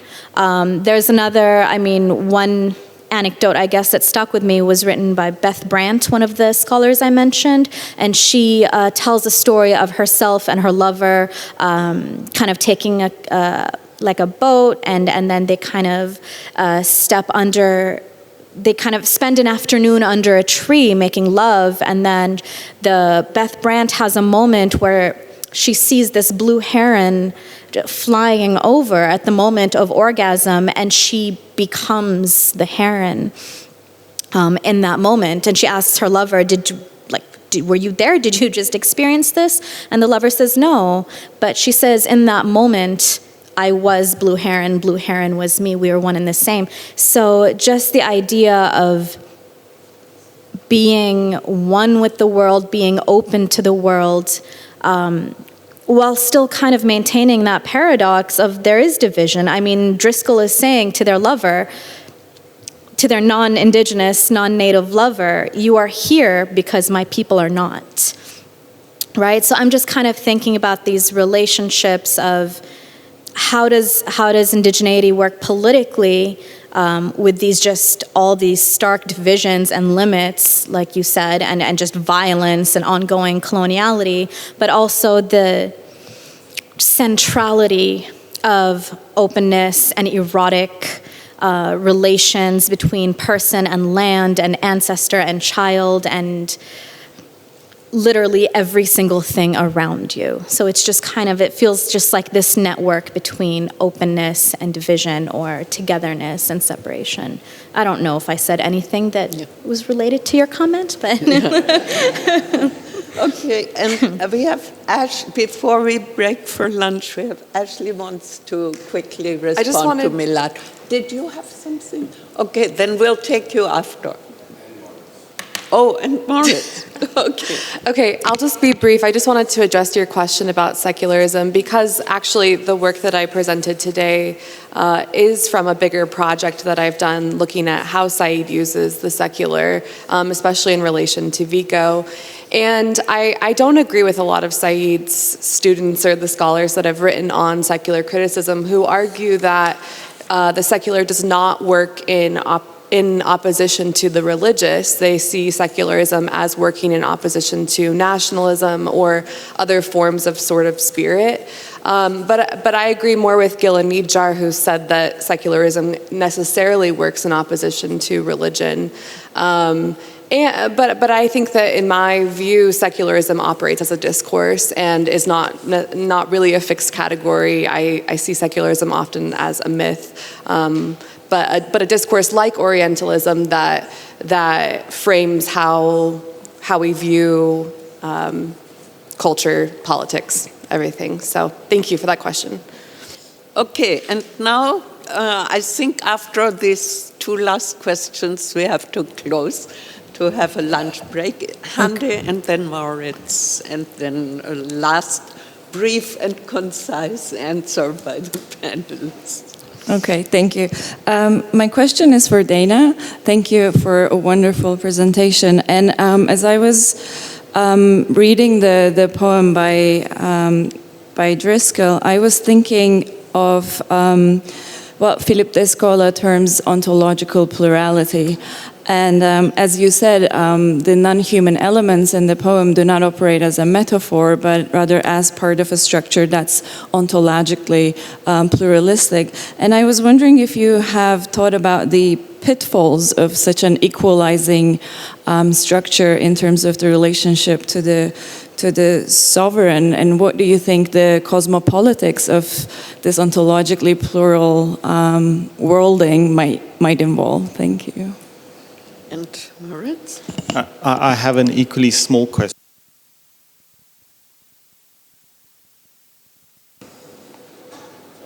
It's on. Okay. A few questions. First for Jane. I mean, I'm also fascinated with the role of Antigone and how she gets read. And there was one kind of trope which has resurfaced in this whole conversation around Antigone, which is that she rejects the rule of Creon. Yeah, that's her agency in that moment. But what's fascinating to me in the poem is that she doesn't. She affirms it. She affirms two rights, right? So she in a certain sense refuses to close down the choice between autochthony on the one hand and the state as the holder of difference on the other hand, right? And what she does is she affirms both. She both buries her brother and willfully submits herself to the punishment decreed by her uncle, right? So I wonder what that opening. So in a certain sense, there's a radical opening that is performed through Antigone, at least in my reading. And I wonder if that's something that might be worth thinking in relation to your discussion around class. I mean, I would suggest that part of that comes from her own character as a monster in the play, right? I mean, she is chthonic. She takes part in the chthonic also because she is a child of incest. So that's one thought I wanted to, and then just Ashley and Dana. I mean, I'm very taken by both your papers. I really enjoyed them. And just before I say anything, Dana, just one quick clarity. Were you saying beating or beading? With a D, like threading. Okay. Because. I mean, because the former is interesting in terms of a book on radical hope that Richard Lear wrote, but also a work on sound studies and percussion and repetition that John Mowat has written, which would, I think, be interesting in relation to your project. But so then just bracketing that quickly, what struck me across both your papers was what I'm wondering if there's a need, as part of recharging post-coloniality, to reimagine the sacred. And I wonder if one way to think that is through what Benjamin does with language, especially in his that short essay on natural language and the language of man. I think that's how it's translated. And language in general, yeah. And then Driscoll's poem, I mean, which is incredible. And I wonder what happens when that, there's that moment when the form of the poem takes the shape of the continent, and it's the poem provides the shape that is the land. And when in that moment indigeneity gets inscribed in a certain sense in language. So that's where that question around language came from. So yeah, I don't know if they're questions or thoughts, but start with someone who wants to go. You want to go first? Oh, me. You were talking about me. Okay. Thanks. Okay, to start with Handa's question about ontological plurality, by the way, thank you. That's a much better phrase than what thank you for coining that. Kind of the problematic areas of that come in for me as questions, not that, these are problems, but just complications in terms of politics is when I think about, these big words we throw around like equality or hierarchy or power. So again, going back to Beth, and I think about this in terms, this may be silly, but I was thinking about pets, for example. So Beth Brandt describes the relationship with her cat as not a pet, right? She says, this is not a pet. I don't think cat is cute or cuddly or fluffy. I think these are very kind of like reductive, kind of derogatory terms in relation to describe this creature, this being that lives in my house and that I learn from. And I have 3 cats that I think are very cute. And I was like, oh.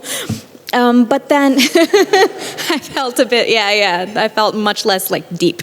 But then there's this idea that of if you have a pet, for example, it's a relation of power, isn't it, right? You feed it, you keep it healthy, and you decide if it lives or dies. And then I was wondering if you can have a politics of care, owner, pet, mother, child, or whatever, that can be extricated from relations of power. If you are in a position to care for something, is that automatically a position of hierarchy and power? Can we come up with a politics of care that is not enmeshed with mechanisms of power? These kinds of questions come up when we say things like, I am Heron, or cat is my brother, or things, just these kinds of relations just really complicate, I guess, my understandings of relationality and power and hierarchy and equality and things like that. So that's those are the things that have kind of come up with me. Jane, a very brief, she doesn't. Yeah, these are interesting questions, Morris. Thank you. I think I'm a little perplexed maybe by your claim that Antigone holds the choices open. I get what you're saying, but it actually does, and the fact that she represents this kind of autochthonous power, sort of an exception, and all that kind of stuff. First of all, I'm much more, it's not I'm more interested, but I'm kind of polemically interested in Creon, right? Is that Creon actually is the one who submits to the other law at the end, right? So that he's actually the one that sort of is occupying, but he says at the end, I got to do both, right? Says Creon, right? And he is the one who gets led off stage, into the public of the theater of Dionysus, right? He's the one who represents whatever it is that the people in the theater watching go, oh yeah, I guess we shouldn't be on these two extremes. Particularly we shouldn't be on the extreme of Antigone, right? And also the fact that her class affiliations to me, this autochthony, it was a myth in the mid-5th century of Athens. It was a myth being deployed, right? For class to sort of say this class privilege was there, right? So I'm a little suspicious of autochthony myself, because it builds into the entire mythology of who has property rights, and this takes us to Israel-Palestine.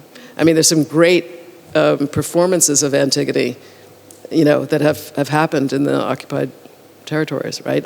With somebody saying, this is my land ancestrally, therefore, right? So I kind of try to bracket that claim a little bit. Okay. I think we are ready for the lunch break. Thank you all.